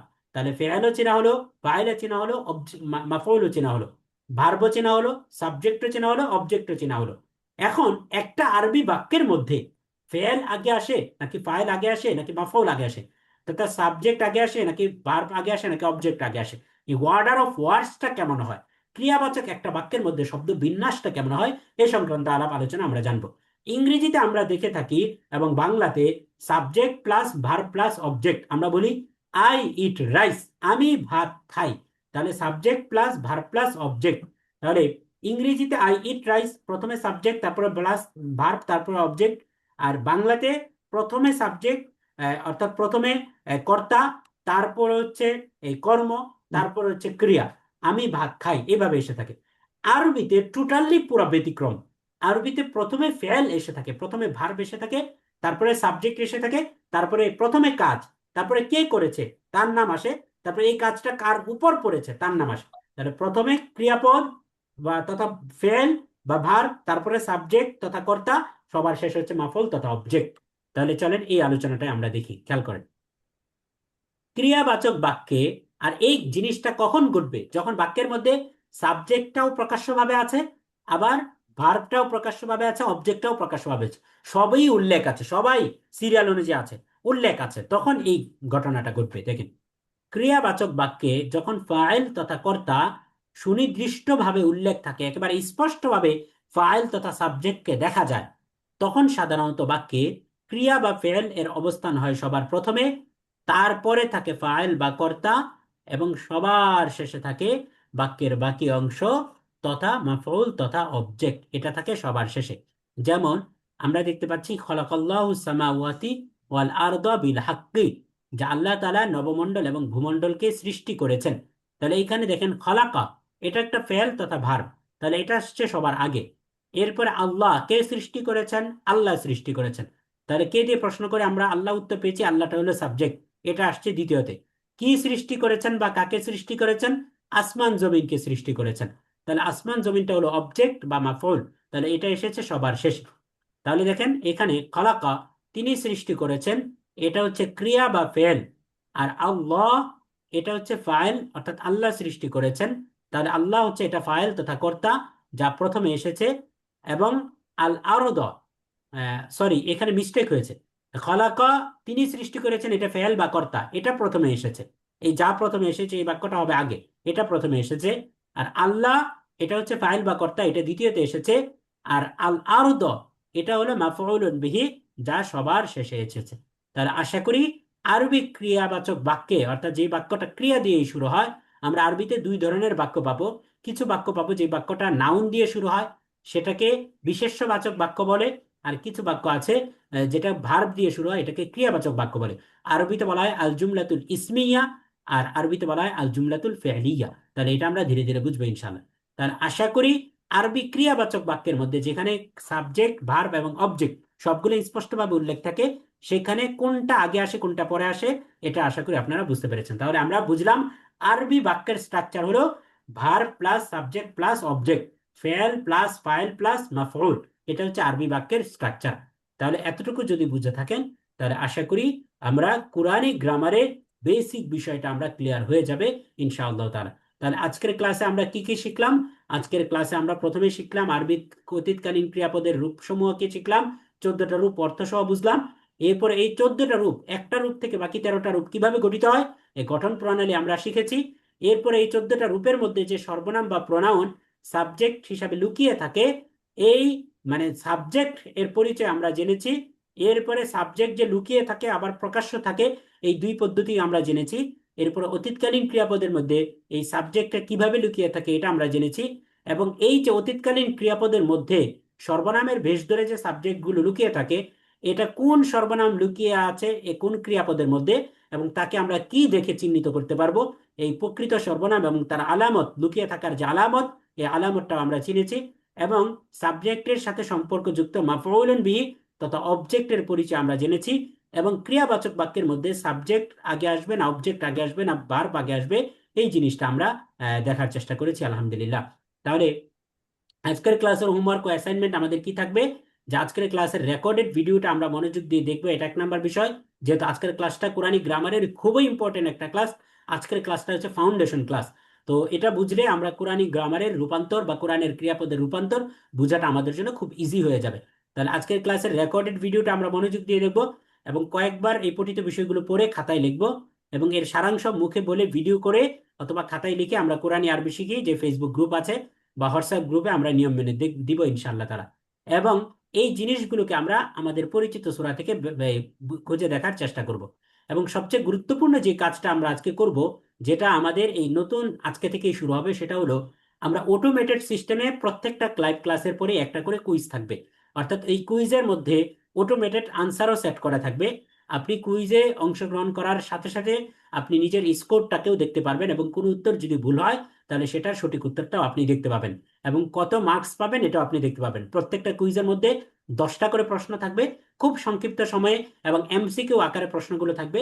শুধুমাত্র সঠিক অপশনটা মার্ক করলেই চলবে ইনশাল্লাহ তারা। তাহলে আপনাদের কাছে রিকোয়েস্ট থাকবে যে আপনারা এই অটোমেটেড সিস্টেমে যে কুইজগুলো থাকবে, এই প্রত্যেকটা কুইজের মধ্যে আপনারা অংশগ্রহণ করবেন ইনশাআল্লাহ তাআলা। তাহলে আজকের এই সপ্তম ক্লাস থেকে নিয়ে আমরা শেষ ক্লাস পর্যন্ত প্রত্যেকটা ক্লাসের সাথে আমরা একটা একটা করে কুইজ আমরা পড়বো ইনশাআল্লাহ। এবং পিছনের যে 6টা ক্লাস আমরা নিয়মতান্ত্রিক পড়েছি আর ধারাবাহিকভাবে আমরা 9টি ক্লাস শেষ করেছি, সেই 6টি ক্লাস এর উপরেও আমরা কুইজগুলো দেওয়ার চেষ্টা করবো ইনশাল্লাহ। তাহলে সবগুলো কুইজ আপনারা একসাথে পিছনের ক্লাসগুলো, যেহেতু আজকের ক্লাসটা যদি শুরু থেকে রেকর্ডেড দেখেন বা যারা শুরু থেকে ছিলেন, তারা পিছনের ক্লাস কোনটা ক্লাসে আমরা কি কি পড়েছি, এবং সেখান থেকে যেহেতু সবগুলো ক্লাসের পিডিএফ গ্রুপে দেওয়া আছে, যদি কেউ না পেয়ে থাকেন আমি আবার সবগুলো পিডিএফ শেয়ার করব, আজকে শেয়ার করে দিব একসাথে। তাহলে এই পিডিএফ গুলো দেখলে আপনারা আশা করি সবগুলো বিষয় একবার রিভিশন দেওয়া হয়ে যাবে। এবং সবগুলো কুইজে যদি অংশগ্রহণ করে থাকেন, তাহলে মাঝখানে আমাদের যে গ্যাপটা হয়েছে অনাকাঙ্ক্ষিতভাবে, যার জন্য আমরা দুঃখ প্রকাশ করেছি, লজ্জিত হয়েছি, এই গ্যাপটা আশা করি আপনারা রিকভার করতে পারবেন ইনশাল্লাহ। এবং এই যে মাঝখানে বিলম্ব হয়েছে, এর দ্বারা আপনাদের যতটুকু ক্ষতি হয়েছে, এই ক্ষতিগুলোকে আমরা আরো ডেভেলপ সিস্টেমে আমরা বুঝিয়ে দেওয়ার চেষ্টা করবো। এবং নেক্সট আমাদের যত আয়োজন থাকবে, এই আয়োজনগুলোতে এই ব্যাচের জন্য স্পেশাল একটা অফারও থাকবে ইনশাআল্লাহ তারা। অর্থাৎ আমাদের যে আরো সিগনেচার বেশ কিছু আয়োজন চলমান আছে, 27টি আমলি সূরার অর্থশিক্ষী কোর্স আমরা রিসেন্টলি ব্যাচ 1 আমরা শেষ করেছি দীর্ঘ 5 মাসে। এরপরে এখন তাদাব্বুরে সূরা কাহফ বা সূরা কাহফ রিফ্লেকশন কোর্স, খুবই দারুণ একটি কোর্স চলমান আছে, যে কোর্সে আমরা 3 in 1 হচ্ছে, একই সাথে ব্যাখ্যা বিশ্লেষণ তাফসির জানা হচ্ছে, সূরা কাহফের শব্দ শব্দ অর্থ জানা হচ্ছে, এবং কোরআনিক গ্রামারের 6টা মাস্টার ক্লাস, যে প্রথম মাস্টার ক্লাসটা 2টা পর্বে শেষ হয়েছে এই সপ্তাহে। এইভাবে আমরা আরো দারুণ দারুণ কিছু কোর্স চলমান আছে। তো আমাদের এই লেভেল 1 শেষ হওয়ার পরে আপনারা লেভেল 2 বা অন্যান্য কোর্সগুলোতেও যদি জয়েন হতে চান, সেখানে আপনাদের জন্য স্পেশাল একটা ডিসকাউন্ট বা সুযোগ থাকবে, শুধুমাত্র এই কারণে যে আপনাদের এখানে মাঝখানে কিছুটা বিরতি হয়েছে। তো এই জন্য আপনাদের জন্য স্পেশাল বেশ কিছু ডিসকাউন্ট থাকবে, এবং পূর্বে যা কিছু ছিল না এমন অনেক কিছু এখন থাকবে ইনশাআল্লাহ তারা। যেমন শব্দ ভিডিও থাকবে আরো ডেভেলপ সিস্টেমে, বাংলায় বুঝি কোরআনের শব্দ সিরিজ থাকবে আপনাদের জন্য। এভাবে খুব চমৎকার কিছু আয়োজন আসবে ইনশাআল্লাহ তালা। তাহলে আপনাদের কাজ হলো আপাতত আপনার এই রেকর্ডেড ভিডিওটা আরেকবার দেখবেন, যেহেতু এটা অ্যারাবিক গ্রামারের আলোচনা। কয়েকবার দেখলে গ্রামারের মূল কনসেপ্টটা ক্লিয়ার হয়ে যাবে। এরপর আপনারা কুইজে অংশগ্রহণ করবেন, এবং এই মূল বিষয়গুলো আপনারা খাতায় লিখে গ্রুপে জমা দিবেন ইনশাআল্লাহ তাআলা। তাহলে আজকের ক্লাস আমাদের মূলত এতটুকুই। হয়তো কয়েক মিনিট 5 মিনিট অতিরিক্ত হয়েছে। তাহলে আশা করি মূল বিষয়গুলো আপনারা বুঝতে পেরেছেন। তাহলে যারাই উপস্থিত আছেন সবাই কি মূল বিষয়গুলো বুঝতে পেরেছেন, যতটুকু আলোচনা হয়েছে? হ্যাঁ, জি আলহামদুলিল্লাহ আমি বুঝতে পেরেছি। আচ্ছা, ঠিক আছে। হুজুর লাস্টের পেজে যে একটু ওই যে ছোট একটু কারেকশন ছিল, মানে এই লেখা একটু যে হ্যাঁ, সমস্যা ছিল আর কি, এটা একটু ঠিক করে এই দিন আর কি। কারেকশনটা ঠিক করে দিয়ে দিবে ইনশাআল্লাহ তারা। তাহলে আজকে রাতেই রেকর্ডটা পেয়ে যাবেন, আর আগামীকালকে এই ক্লাসের উপরে লাইভ কুইজটা পেয়ে যাবেন। প্রত্যেকেই কুইজে অংশগ্রহণ করে শেষে যখন আপনি সাবমিট করবেন, ভিউ স্কোর থেকে আপনার স্কোরটা দেখে নেবেন। কোনো কারণে যদি স্কোর কম পেয়ে থাকেন, কোন প্রশ্নের কারণে, কোন প্রশ্নে ভুল হয়েছে, সেই প্রশ্নটা দেখে নেবেন, এবং সঠিক উত্তরটাও 1-2 বার পড়ে নেবেন ইনশাআল্লাহ তাআলা। এবং আপনাদের জন্য একটা ডিসকাশন গ্রুপ খোলা হবে আজকে রাতেই। এই গ্রুপের মধ্যে আমরা প্রত্যেকে কুইজটা সাবমিট করার সাথে সাথে ভিউ স্কোরে ক্লিক করার পরে আমরা যে একটা উত্তরপত্র পাবো, যে আপনি 20 থেকে কত মার্ক পেয়েছেন বা 22 থেকে কত মার্ক পেয়েছেন, এটার একটা স্ক্রিনশট আপনারা ওই গ্রুপে জমা দিবেন। এই স্ক্রিনশট জমা দেওয়ার অর্থ হলো আপনি যে কুইজটা জমা দিয়েছেন এটার প্রমাণ দেওয়া, যে আমি কুইজে অংশগ্রহণ করেছি, হাজিরা দেওয়া। তাহলে এই ডিসকাশন গ্রুপে আজকে রাতেই সবাই যুক্ত হয়ে নেবেন ইনশাল্লাহ। এবং ওই ডিসকাশন গ্রুপে আপনাদের যত সমস্যা, যত অভিযোগ, যত প্রশ্ন, যত কথা এবং হোমওয়ার্ক সব কিছু আপনারা সাবমিট করবেন ইনশাআল্লাহ তাআলা। এবং আমি আবারও বলে দিই, পিছনের যে গ্যাপটা হয়েছে, এই গ্যাপের কারণে পিছনের ক্লাসের সাথে আজকের ক্লাসের যোগসূত্রটা আমরা ক্লাসের শুরুতে আলাপ আলোচনা করেছি, এবং সবগুলো ক্লাসের স্লাইড আমি দিয়ে দিব, এবং অলরেডি লিঙ্কগুলো গ্রুপে অ্যাডমিনরা দিয়ে দিয়েছেন। তো এই সবগুলো বিষয় আপনারা দেখে নেবেন, একবার একটু রিভিশন দিবেন, এবং কুইজগুলোতে অংশগ্রহণ করবেন ইনশাল্লাহ। আশা করি রমজানের আগেই আমরা আমাদের কোরআন বোঝার যে প্রাথমিক যোগ্যতা, প্রাথমিক লেভেল 1, এই লেভেল 1টা আমরা শেষ করতে পারবো, এবং রমজানের মধ্যে কোরআন বোঝার পথে আমরা আরো এগিয়ে যেতে পারবো ইনশাআল্লাহ তাআলা। জাযাকুমুল্লাহ খাইরান, আহসানাল জাযা। সুবহানাল্লাহি ওয়া বিহামদিহি, সুবহানাকাল্লাহুম্মা ওয়া বিহামদিকা, আশহাদু আল্লা ইলাহা ইল্লা আনতা, আস্তাগফিরুকা ওয়া আতুবু ইলাইক। আসসালামু আলাইকুম ওয়া রাহমাতুল্লাহ। ওয়ালাইকুম সালাম রহমতুল্লাহ। আসসালাম।